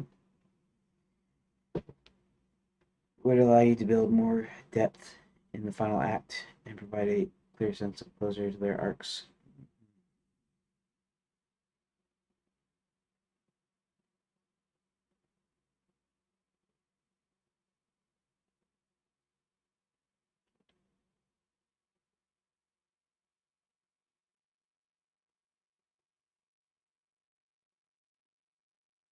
Okay. Mm, mm, mm, mm, mm.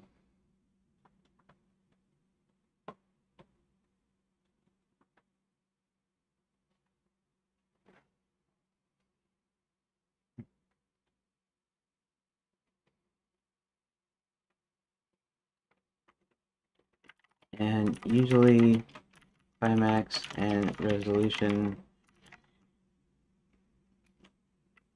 are the only main plot points in Act 3, correct?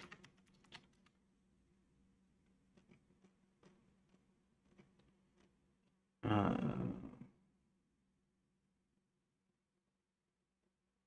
you're on track. Most narrative structures, Act 3 typically focus on the climax or resolution. So this could be part of the climax, would be this thing about the werewolf army.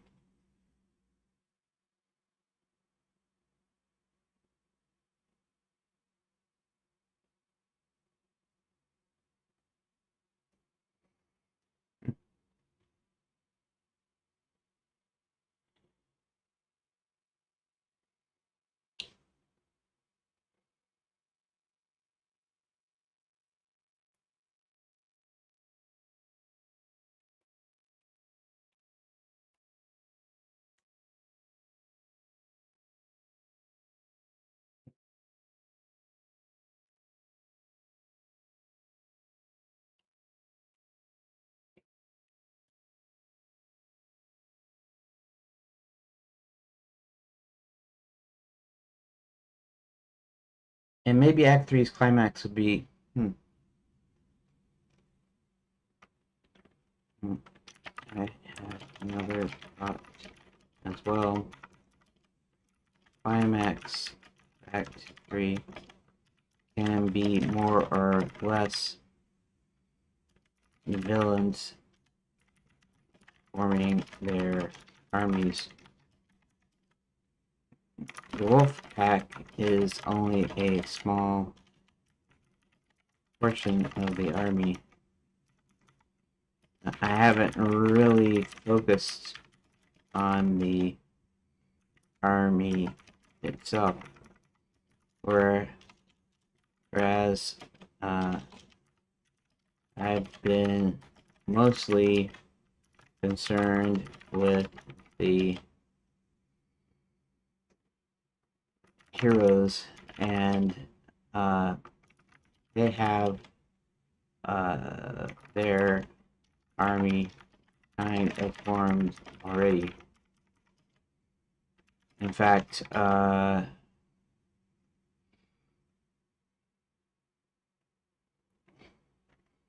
fact, Max's armies might be diminished a bit, which means I have to figure out how to rebalance things. How come rebalance is not?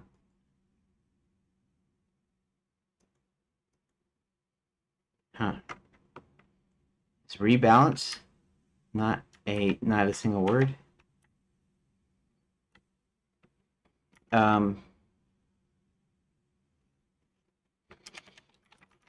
They try training their knights at night school with real, not enchanted weapons.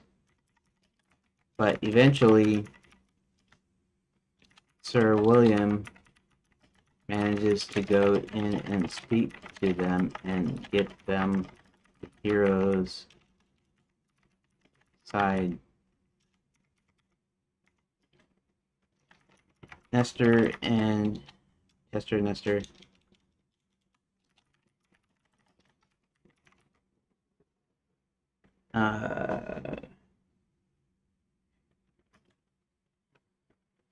Help out Sir William, or he would never be able to command the armies.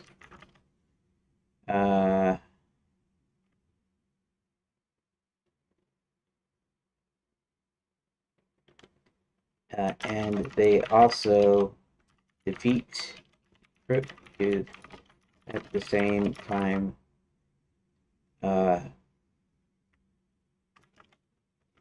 Causing the enchantment on all the rest of the dragons to dissipate, I guess. I don't know. To fail.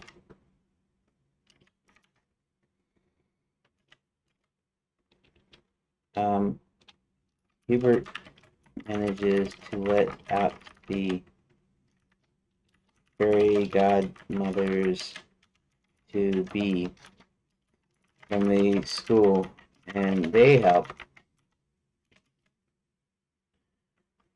So a lot of the heroes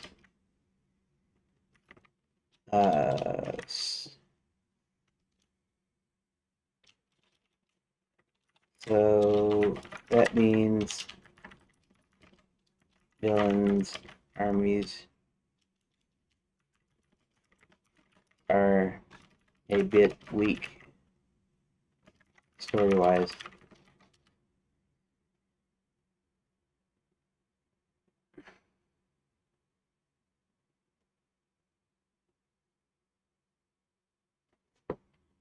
And I am just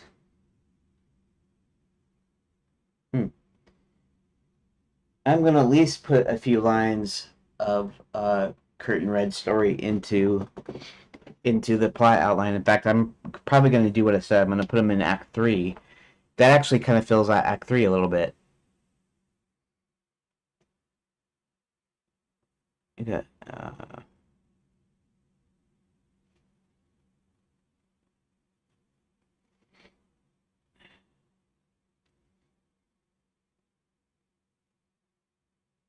Churches, mercenaries.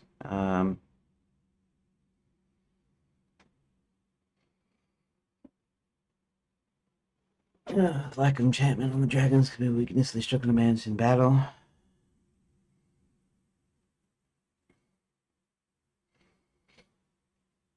Especially when the knights from the night school and Sir William's is she fully prepared. Sir William stepping into command is huge, but it could be even more dramatic if, for instance, he initially struggles to unite the forces. Yeah, actually, I don't know if who else who's still listening or watching, but that's kind of a good point there. Sir William might struggle to convince them, and that might be like a puzzle or something that later on down the line. I'm not thinking for the choose your own adventure part, but maybe where I actually have puzzles in them, like in either the text parser version or the fully interactive version. But we'll have to see if I can remember this. Um,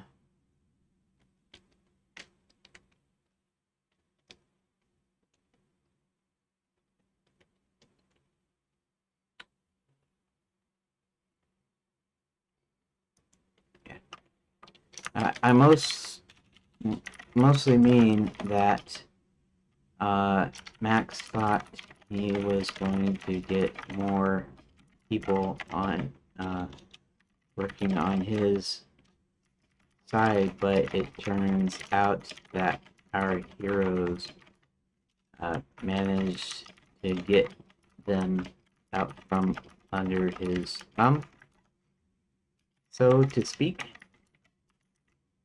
Uh,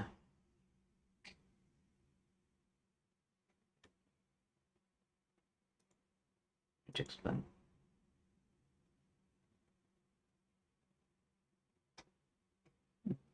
Anyways,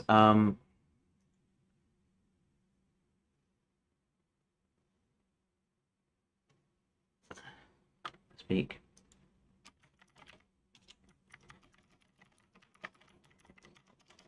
There is one part where Max is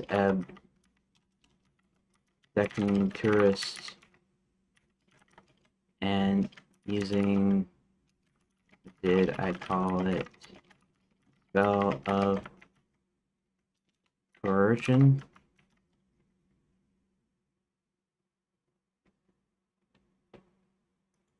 And citizens make up part of his army.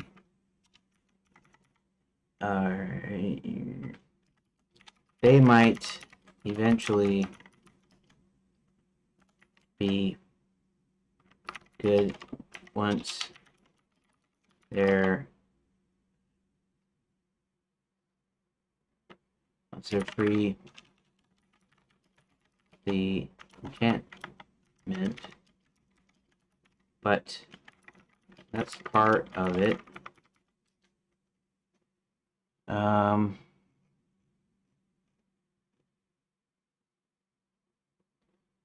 Dynamic where Max's forces initially seem formidable, but over time the heroes manage to free people from this coercion and turn the tide in their favor. Uh, hmm.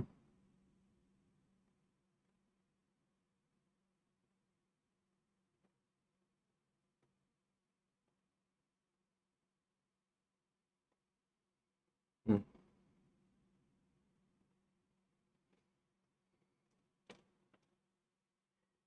Freeing the captives. Oh yeah, I forgot about actually freeing the slaves, but he doesn't even have them. I still need Max to have a formidable. What is formidable? Okay, formidable army can be able to go against the heroes. This is similar to my problem making too many good guy characters. You're aiming for Max to still be formidable opponent, but without relying on coerced soldiers, this can be a tricky balance. Army of loyal followers, such as henchmen, dark knights, or monsters, these recruited over time. Characters are fully loyal to him. Okay. Hmm.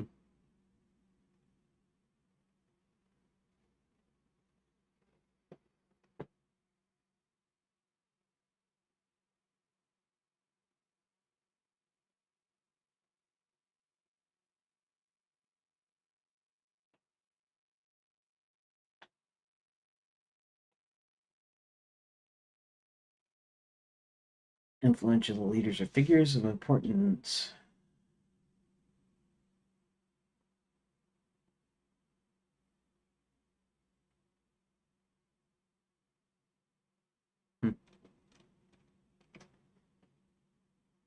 Really powerful magic presence that makes his forces appear more formidable. His own abilities can be enhanced.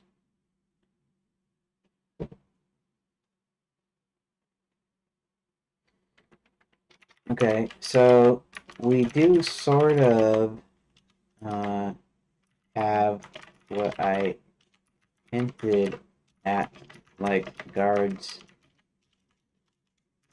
and his own warriors, knights, or whatever. This was led by the Black Knight initially, which gets dispatched. I think by the end of Act 2. Still trying to figure this out. Hmm.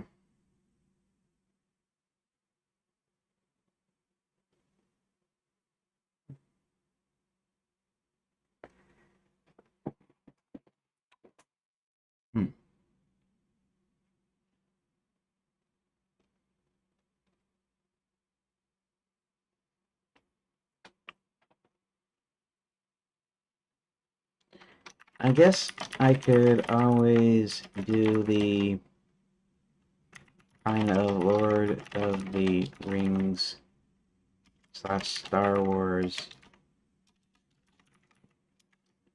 trick.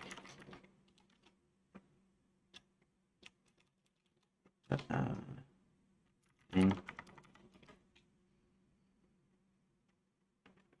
in there were hordes of orcs, and in Star Wars it seemed limitless stormtroopers. I could always go that route, but I still need to introduce them somewhere.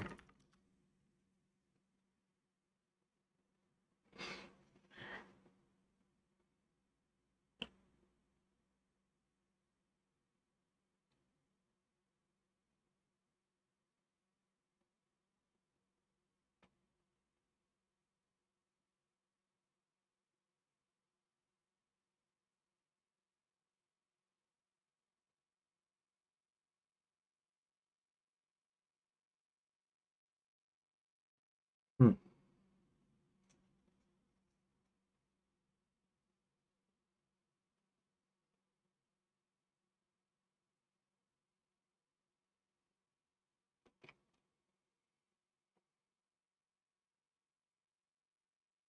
Hmm.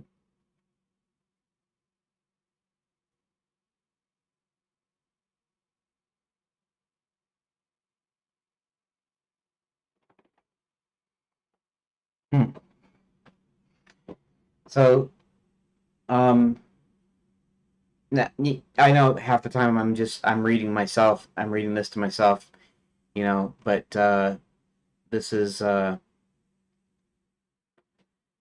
see fun about introduce minions early, build tension through small encounters, reveal the full scale in Act 3, introduce the army in the background, hold a faction within Max's army. His army is hmm.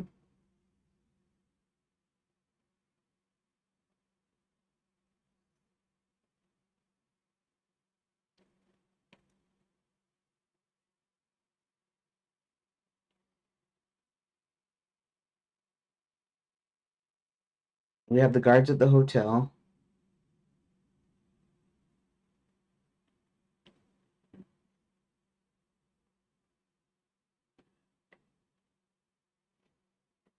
Hmm.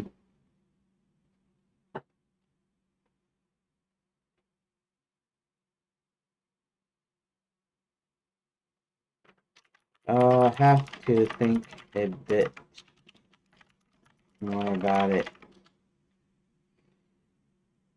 Um, Because I'm gonna need to have some scenes, you might say, showing certain points where they interact with Max's armies. At first, it's all secret, but in the last half, it's more blatant.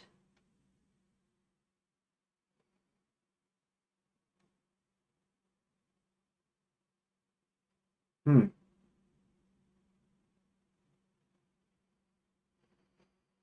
Maybe I should do sort of a little bit like what happened with the Uruk-hai in Lord of the Rings. I don't want to get like too deep and too serious about it, but maybe they spot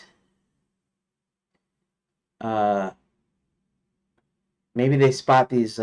these soldiers in a cave in one of the mines, and they're not doing anything. Maybe they're um, undead or something. It doesn't have to be undead like they were once alive and they're undead soldiers, but it could mean that they're like golems or something that are only activated when Max activates them.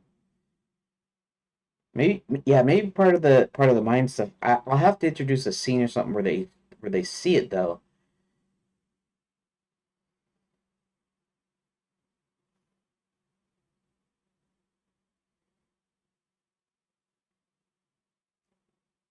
Hmm.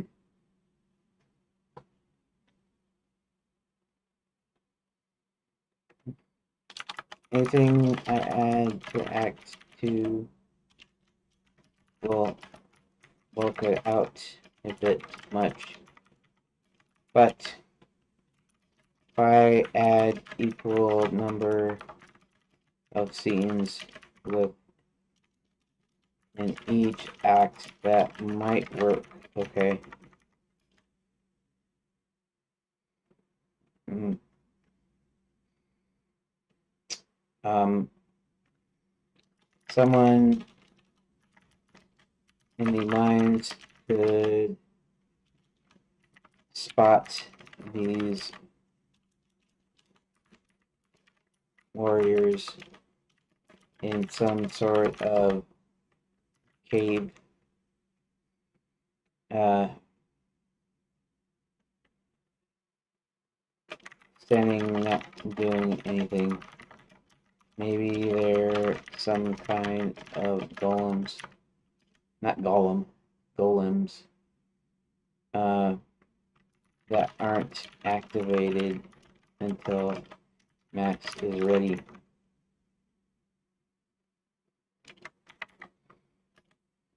There are already guards at the hotel, so I need more encounters with some troops. Yeah, actually, they're Golem warriors, which is fine, but then also more encounters with like soldiers and stuff, with like guards and things. And maybe they're not doing anything because maybe they're just there mostly for and minor cave that he has passed through history of old magical uh, uh, next is recent activated wing for his command to attack. Uh, Tension ability play this idea that the warriors aren't active yet, but will be when the time is right. Okay, that's fine. You can layer more of these troops in Act 2. Perhaps there are patrols of Max's warriors moving through various towns checking for any resistance signs of rebellion. Don't have to be huge battles, but can be tense confrontation or sneak missions for the heroes. Use the stealth element.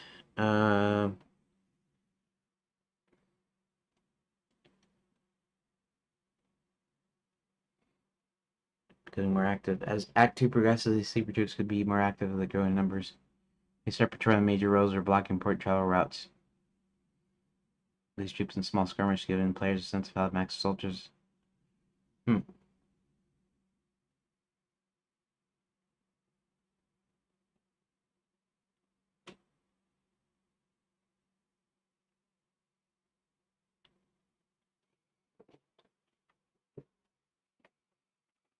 Okay, so I just thought of something. Well, we have the gnomes.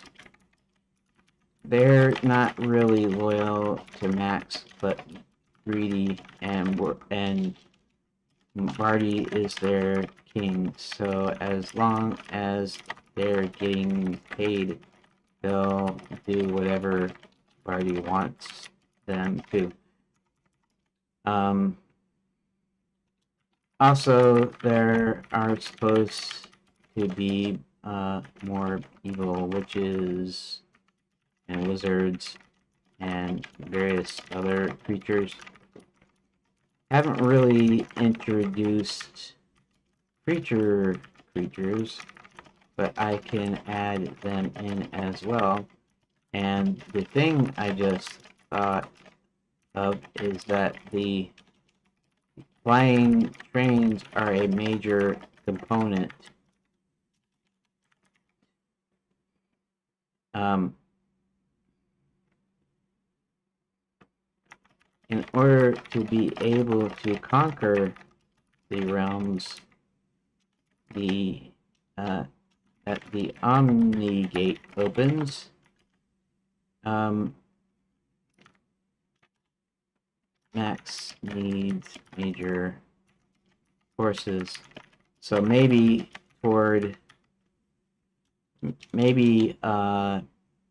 in Act 3 again, uh, I can have these armies flown in massive numbers. This way I can keep the uh, villain armies to a minimum in the earlier acts, because really Max didn't need them then when he was still building the machine. That sounds like a good idea. I don't know if anybody's listening in, but I just thought of something too. I kind of hinted at that there'd be more, witches and wizards. I haven't introduced any kind of magical creatures other than unicorns, really. So I can actually have he could be flying in. Flying in really means using Quicksilver tickets as a portal.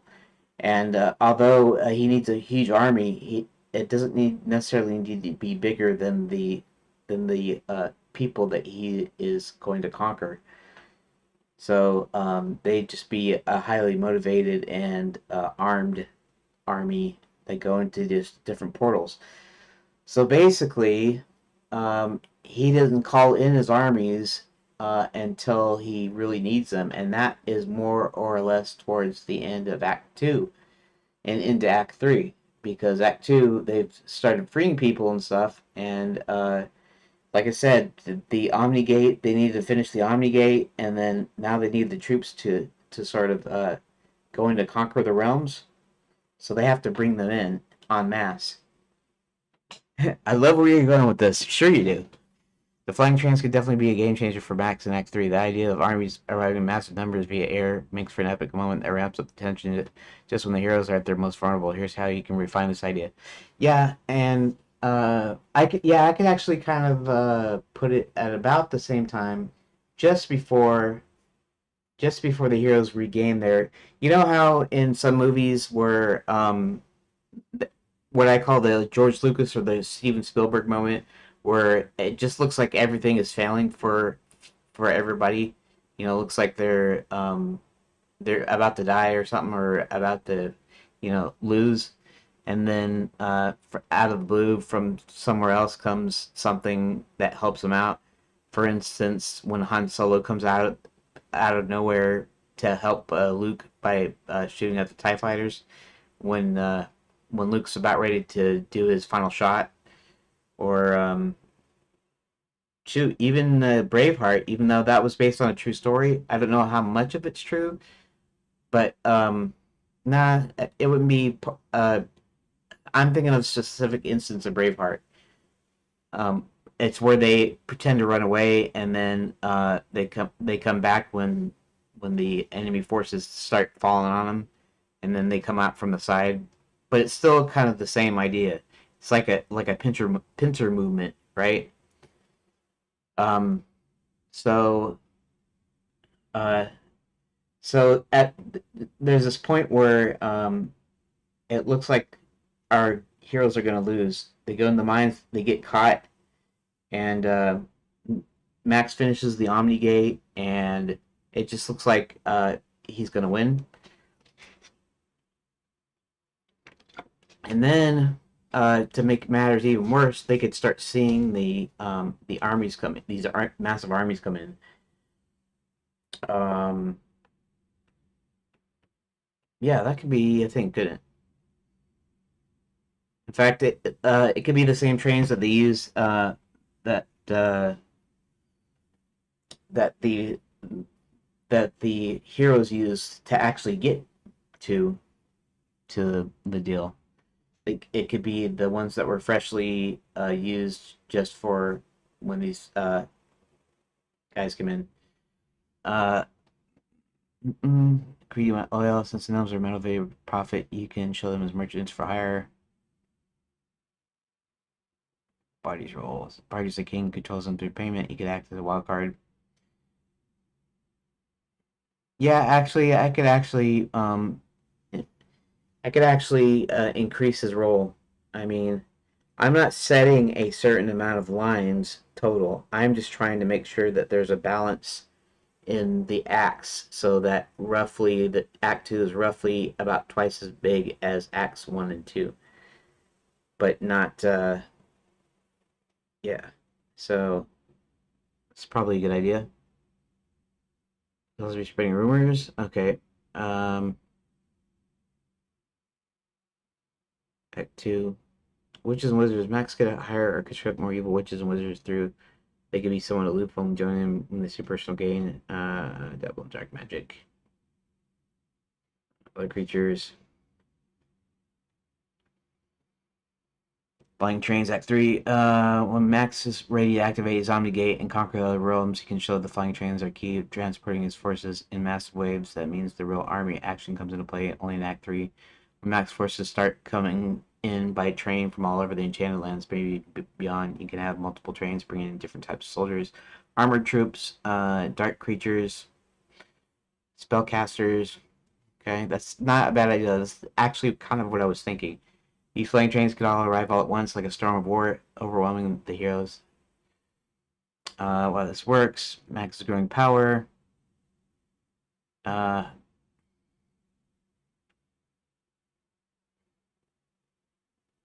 Heroes have already.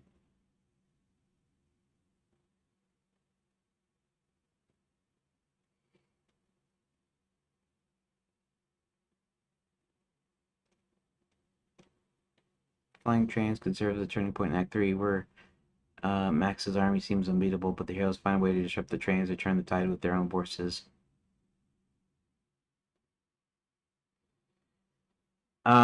This is probably what I'm going for.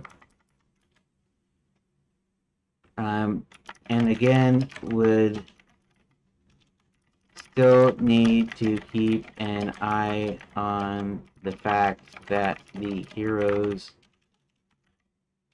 still need to win, but it's got to be a challenge.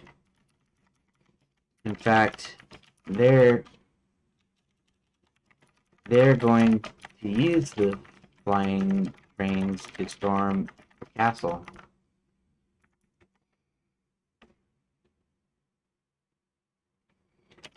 Um,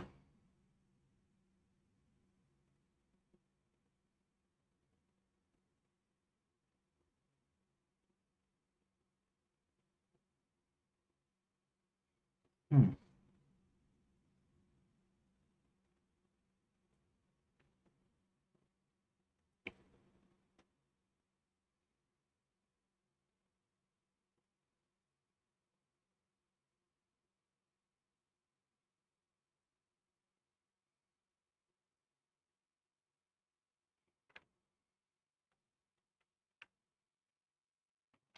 So I have to figure out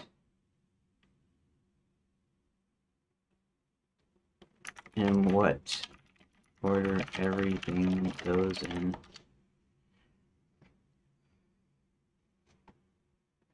Like you're building toward an epic high stakes climax.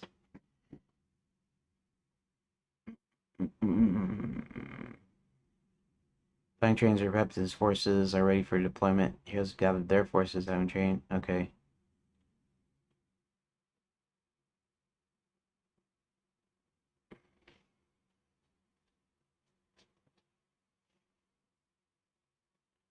Sabotage the flying trains. Storm makes may tip disrupts max supply lines. Hmm.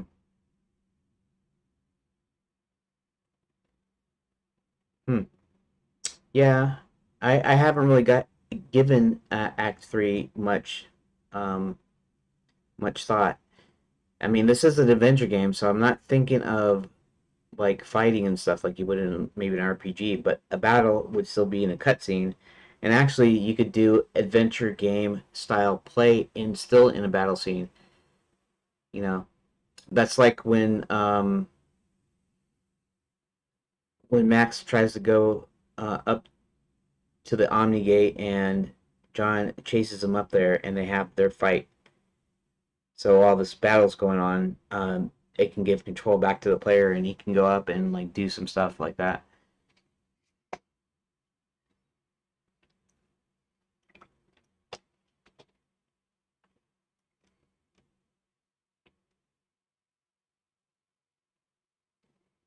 The battle begins.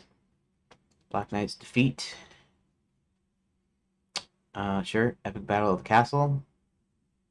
Heroes defend the walls, push through to key points like the Omni Gate, sneak around.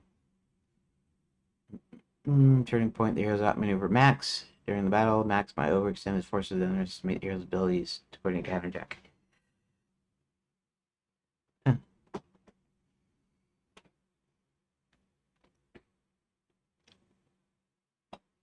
Hmm. Denouement.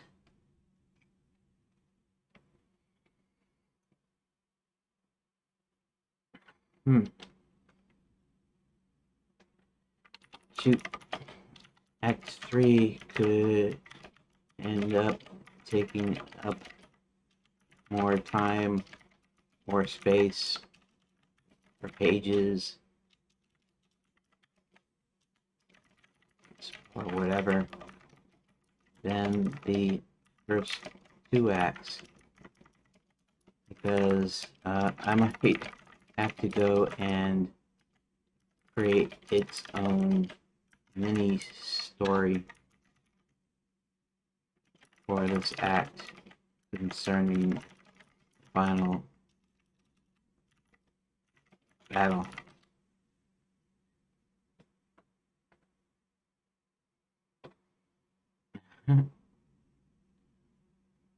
Philip.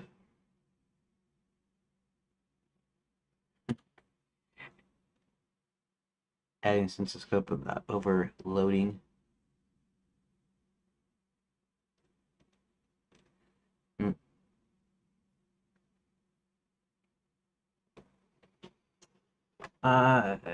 Yes.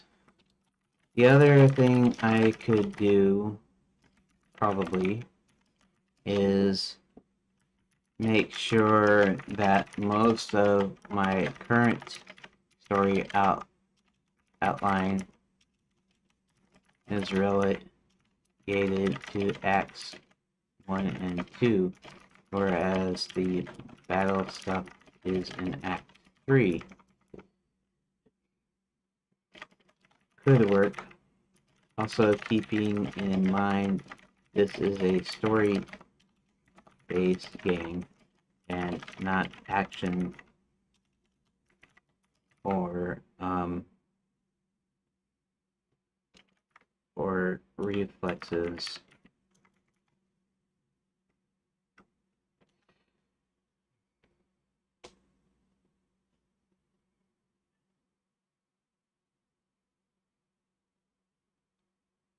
Focusing most of the storyline development, saving the final battle, immediate aftermath, Act 3 makes a lot of sense. character arcs, yes.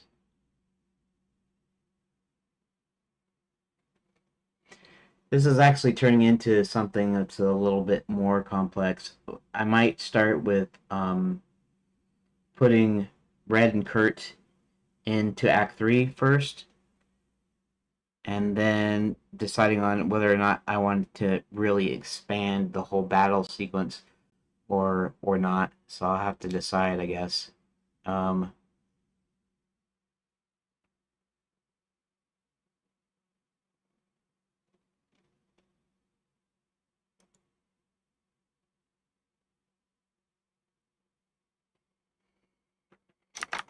I'll decide.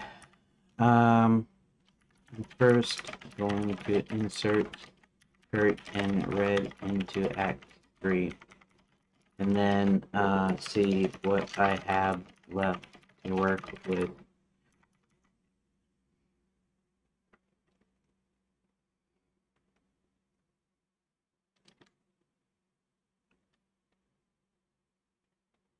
Sounds like a great plan. By inserting Kurt and Red in Act 3,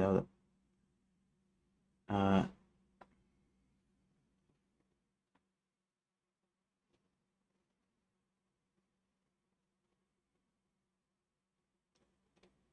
Red's arc, Kurt's arc.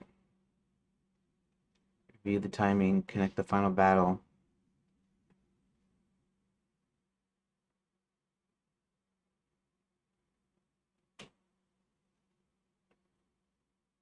Everything fits together.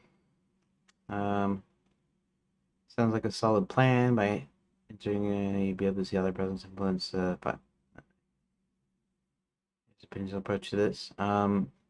Chris Tucker revolves around his patrol in power struggles. Introducing him in Act 3 could provide a moment of tension. Its final moments. Mm.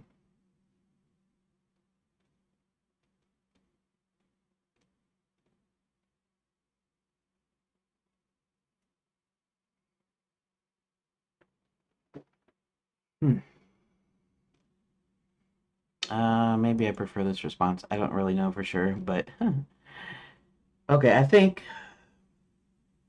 it's almost 4 o'clock and it's almost time for me to quit. I think what I'm gonna do here is I'm gonna try to insert. I am gonna use the end of Act 2 to introduce Red. Um,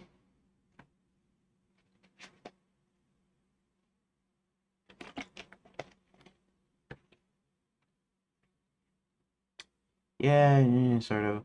Okay. Let's see. Act 2. Where is Act 2?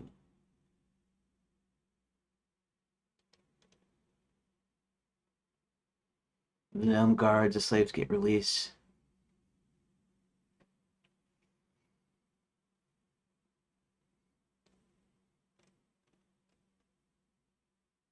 Everyone meets at the vets. Maybe I'm gonna start with Act 3 with introduction of Red and Kurt.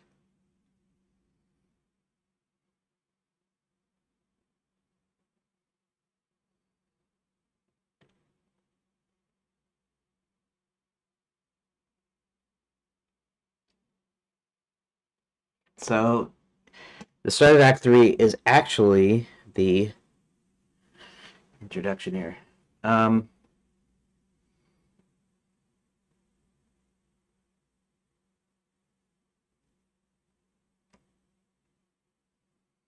does Max know already that they've escaped?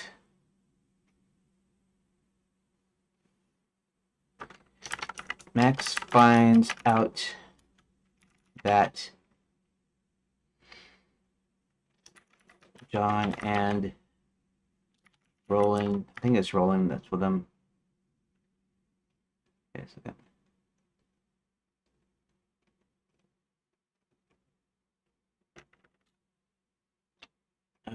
okay.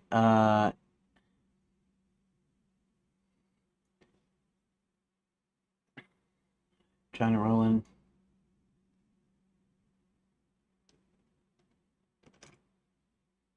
Okay.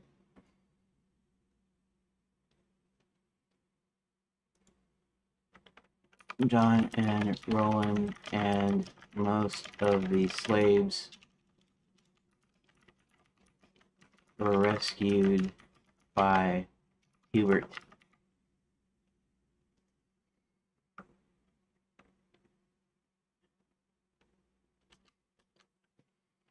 Max pulls Scarlet Red Clover out of hiding and asks her to go and conscript the werewolves into his service. Okay.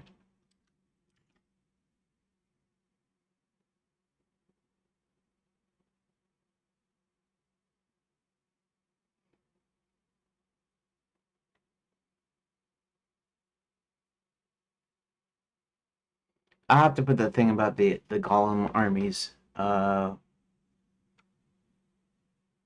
Anyways, okay, Max finds out that John and Roland most of the place,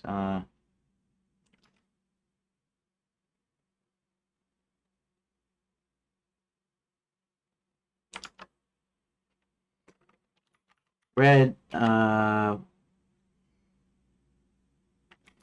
tells the werewolves they might be rid of their curse if they join Max's army.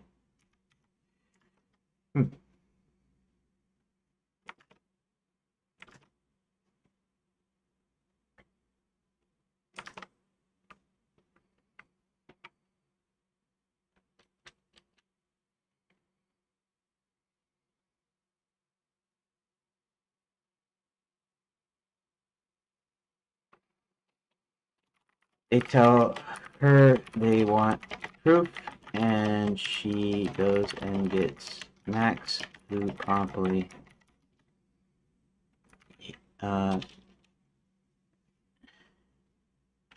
gets rid of the curse for a few of them.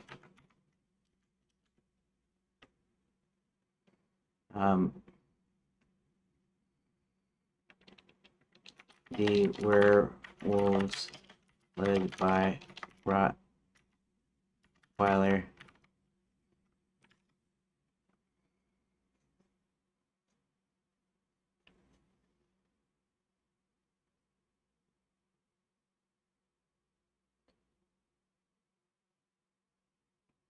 Red is put wants to use air container red printer. Huh, I didn't even actually put Rottweiler there.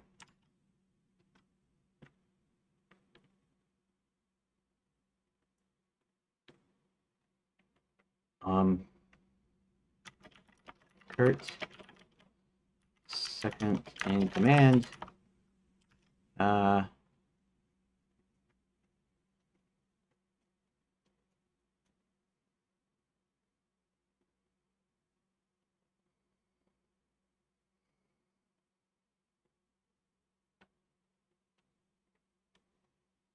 I say he's first in command. Second in command, actually, when he's in command. Okay.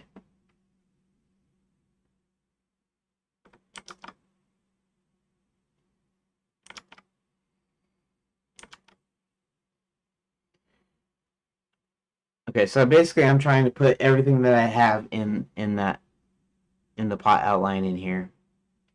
So I'm just going to cram it all in here, and then I'll try to streamline it later.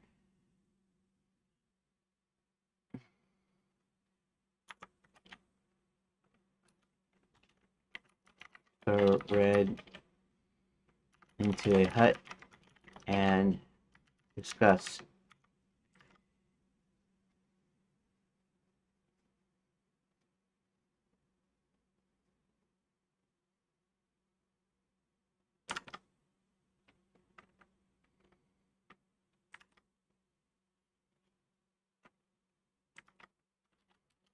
After they bring Red out, she goes back to Max as the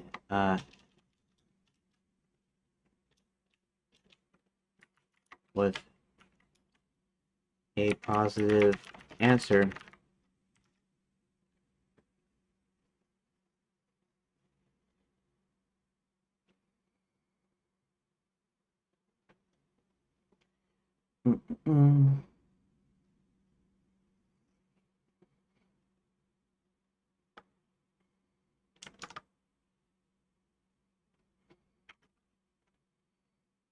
as Kurt and several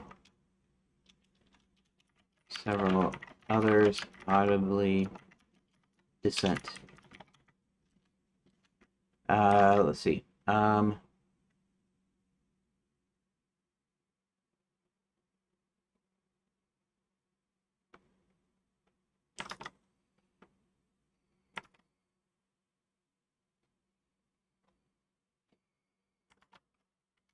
On her way back to the werewolf village,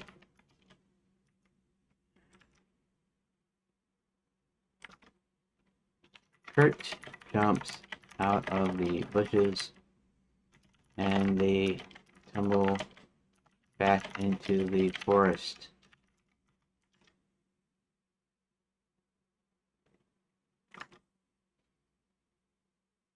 Okay. Let's just go ahead and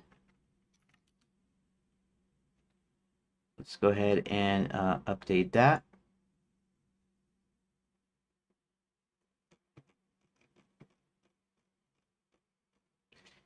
It seems like this is all going to be about this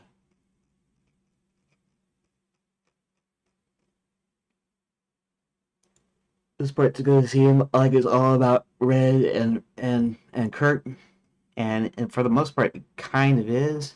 But I'm going to try to rejigger a few things. I think. I don't know.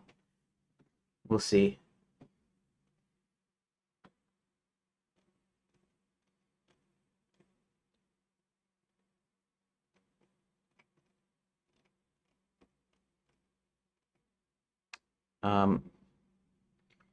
Let's go down to the subplot.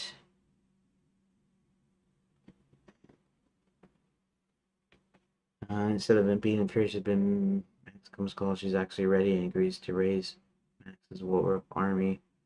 We're trying to talk the world and joining. She's been profiling each member of the World Pack. She ends up eliminating most of the werewolves who want to be free from the curse, leaving Kurt and his followers. After she finds Kurt is culprit. This is all things that she finds out on her own, and I don't really have an event for this, other than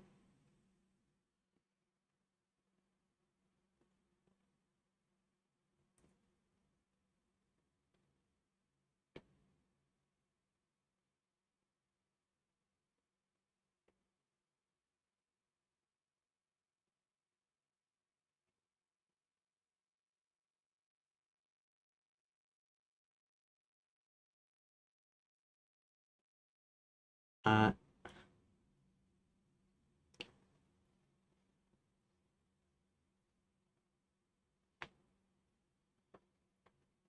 oh.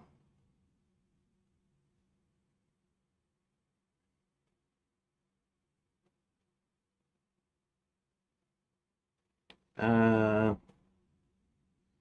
let me put in Kurt and not worry about. I won't worry about the subplot, red subplot, just yet. I have to tweak it, and anyways.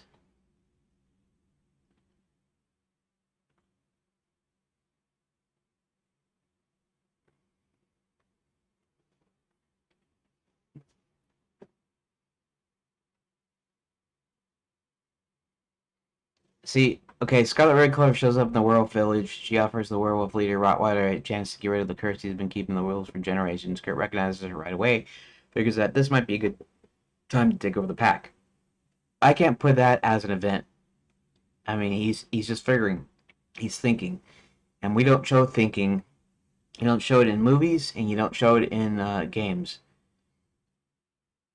I mean, you can. There might be a way to show it in games. But it's that have to be a specific thing you add in there.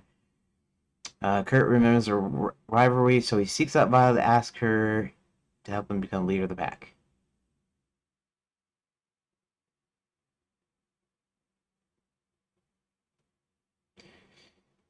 Interesting.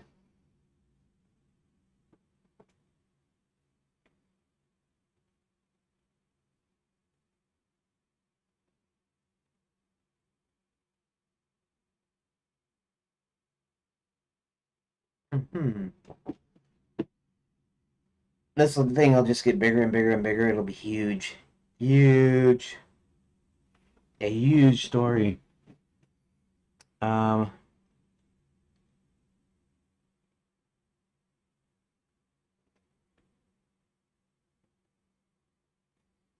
be a good time to take over the pack. Um, let's see.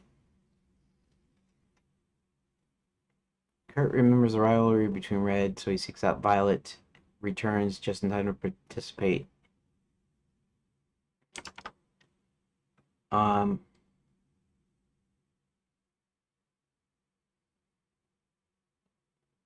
they're ready to and discuss.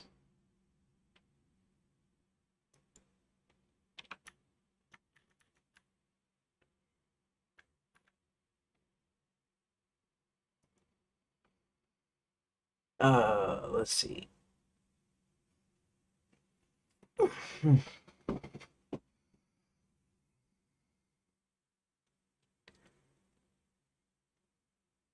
Werewolves, led by Rottweiler. They might be rid of the curse if they join Max's army. They tell her what they want proof. Um,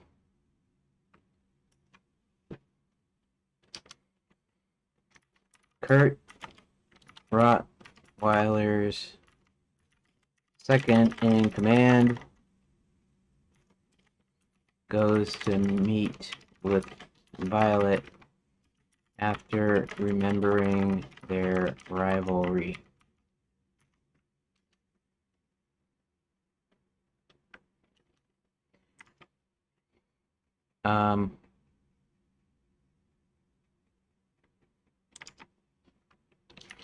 She agrees to help him become the leader of the pack if Kurt dispatches with eliminates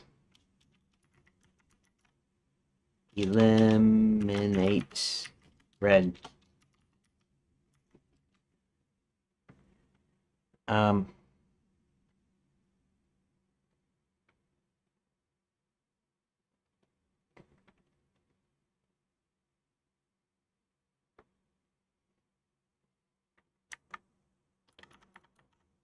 werewolves tell Red they want proof.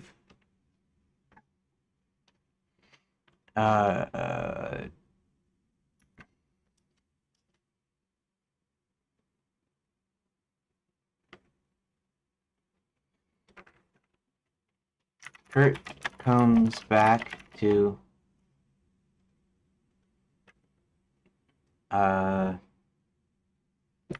deliberate in the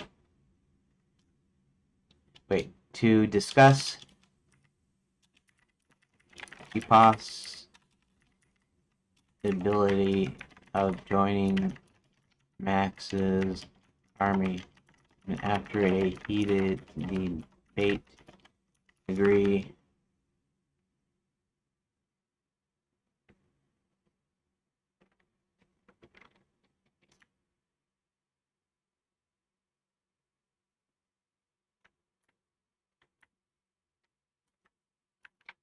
let's put that after this. Kurt comes back to discuss the possibility of joining Max. Agrees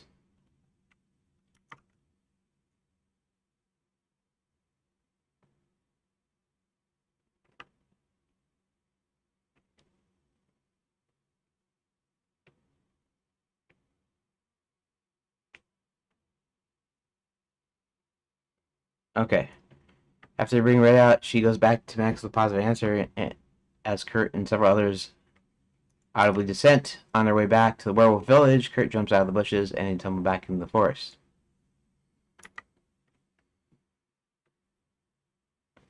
Huh. Okay.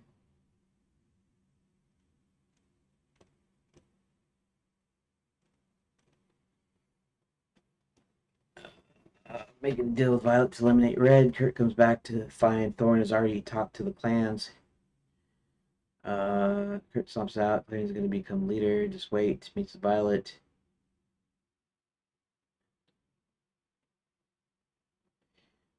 Okay. I might have to put Thorn in here somewhere too. Um,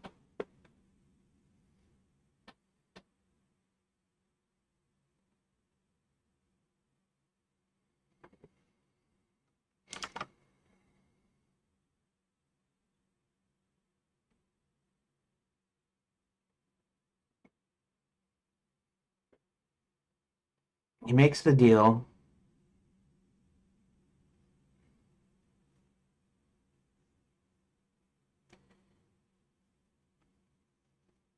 Okay, so this happens. All right. Ready to discuss.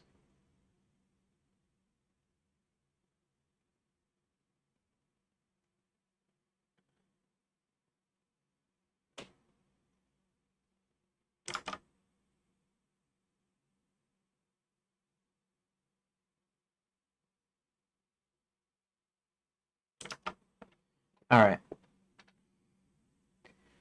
I guess I'm not going to worry about Thorn coming in. Well, maybe I'll add that in later or something. I gotta add the rest of this in, and then I gotta finish up for today. So at least I will have actually done some progress. I mean, I did kind of anyways. Like always happens here. I always even when I'm doing Chat GPT, I've always come up with these ideas and things, and so they're kind of out there, and then I can use them later. And so I did actually still make some progress today.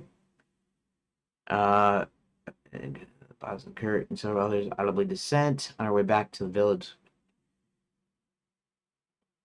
back into the forest. Now, okay, so I still have this deal where, um,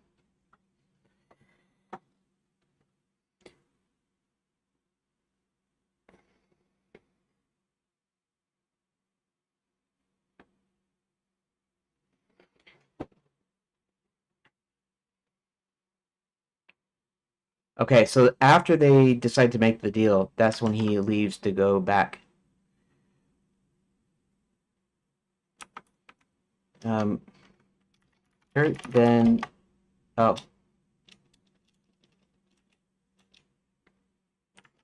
wait,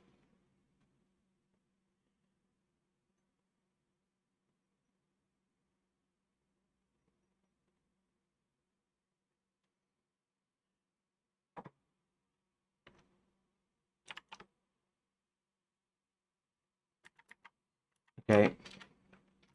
Kurt then takes Red's riding hood back to Violet. Uh,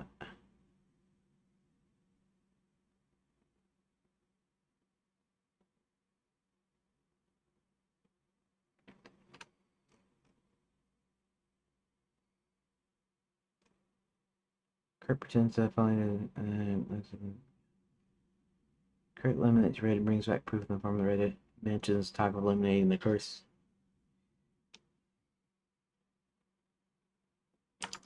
Okay.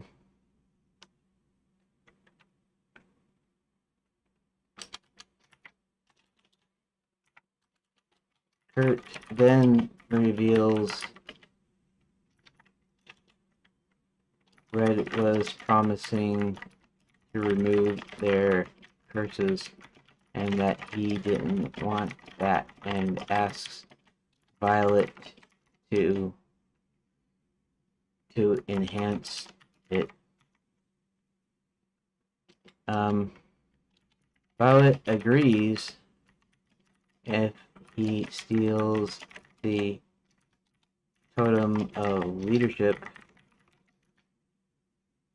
and brings it to her because she claims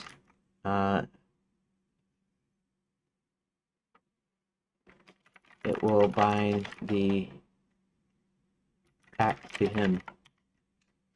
Okay.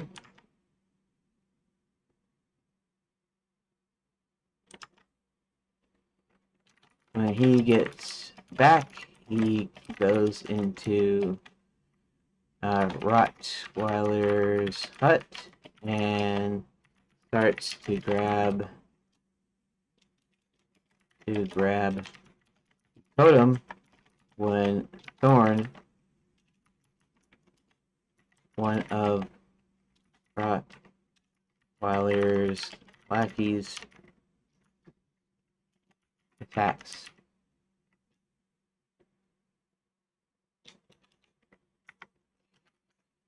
Thorn, Rottweiler's third in command, third in command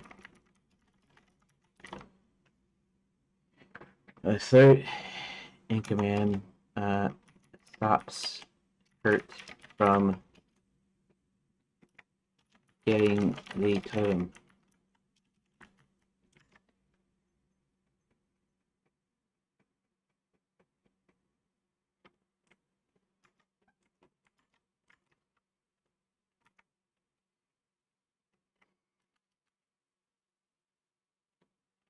No, he doesn't. Maybe, no.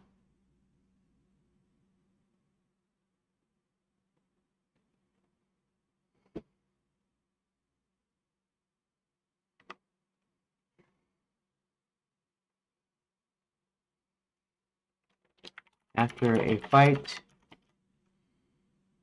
Kurt takes the totem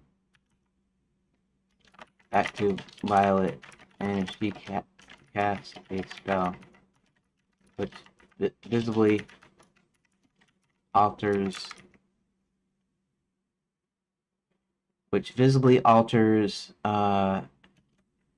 Kurt and his pack.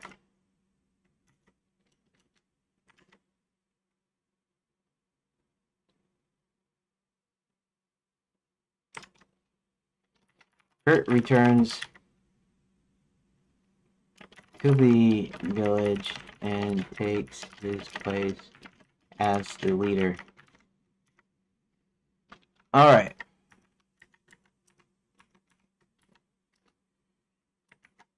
Oops, cancel. 393. That kind of puts that back up. Update public gist. Alrighty. Well, it looks like I got quite a bit done, even though I didn't actually physically get a lot done. I did actually get progress done. How about that?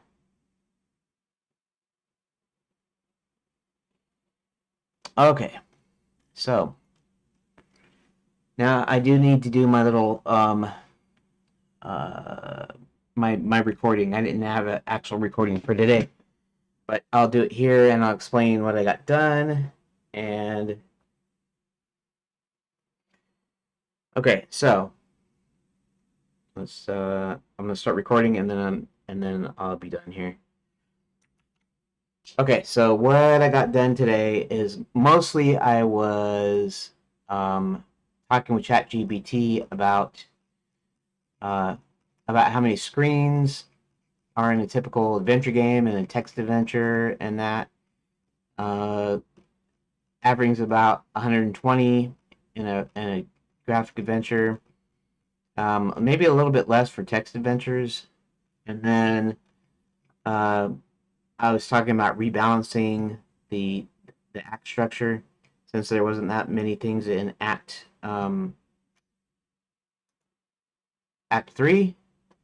It was only like 30 lines, which is about 60 double spaced, whereas there were at least 100 double spaced in Act 1, and there was almost 300 double spaced in, no, almost 200 double spaced. Wait a second. 100 to 300 is 200. Anyways, yeah. So 200. So Act 3 and 2 are about where they're supposed to be, and Act 3 was less. It was 60. So after looking at Red and Kurt's stories, I decided to put them starting in Act 3, and this kind of elevated Act 3's length to be about right. Now, there isn't a lot of interplay. All of this up here is just about Kurt and let me see, it's just about Kurt and Red. So that's kind of an important thing. And I didn't necessarily get all their backstories in there, but I did get their main stories in there. And so I still have to work on. While I don't necessarily need to add more to pad on to Act 3, I'm going to add some more battle things to Act 3. And then I'm going to try to see if I can shift some stuff around to put some of this other stuff back in Act 1 and 2. And then we can see where we go from there. And then I can streamline and stuff. So I did get a few things done. Here's what I added specifically to Act 3. Max finds out that John and Roland and most of the slaves were rescued by Hubert, which is what was already there. Max pulls Scarlet Red Clover out of hiding and asks her to go and conscript the service. Red tells the werewolves led by Rottweiler that they might be rid of their curse, so they join Max's army. Kurt, Rottweiler's second in command, goes to meet with Violet after remembering their rivalry. She agrees to help him with the leader of the pack if Kurt eliminates Red. The werewolves tell Red they want proof and goes and gets Max, who probably gets rid of the curse for a few of them. The werewolves, led by Rottweiler, throw Red into a hut in disgust. Kurt comes back to discuss the possibility of joining Max's army after he agrees. After they bring Red out, she goes back to Max with a positive answer as Kurt and several others audibly dissent. On our way back to the werewolf village, Kurt jumps out of the bushes and then tumbles back into the forest. Kurt then takes Red's riding hood back to Violet. Kurt then reveals Red was promising to remove their curses, and that he didn't want that. He asked Violet to enhance it. Violet agrees if he steals the totem of leadership and brings it to her because she claims it will bind the pack to him. When he gets back, he goes into Rottweiler's hut and starts to grab the totem. Thorn, Rottweiler's third in command, stops Kurt from getting the totem. After a fight, Kurt takes the totem back to Violet, and she casts a spell which visibly alters Kurt and his pack. Kurt returns to the village and takes his place as the leader. And of course, they decide to. They're going to decide to go ahead and join Max's army anyways, but they're not going to have the curse removed from them, basically. So that's pretty much all I did today. I did get some things done, made some progress. It's slow progress, but it's still progress. And then on Monday, I should be able to start finishing up adding a few more things into Act 3. If it's too long, I'll push a lot of the stuff back into Act 2 and to Act 1 so that it balances out. Anyways, that's all I got. Okay, no longer recording now, and now it's about time for me to say goodbye. Time to say goodbye to Jed and all his kin. And kindly thank you folks, thank you folks for kindly dropping in. Can't remember, whatever, it doesn't really matter. And now it's time to say goodbye to all our company. MICKYMOUC. Okay, never mind. Okay, so I want to thank you for listening and or watching, for any that are still here.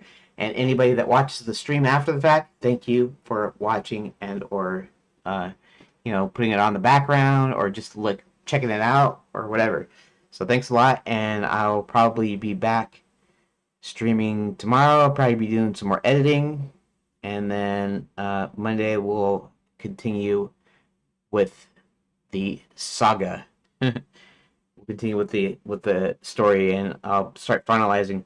I think I guess where are we at? We're only the first week in.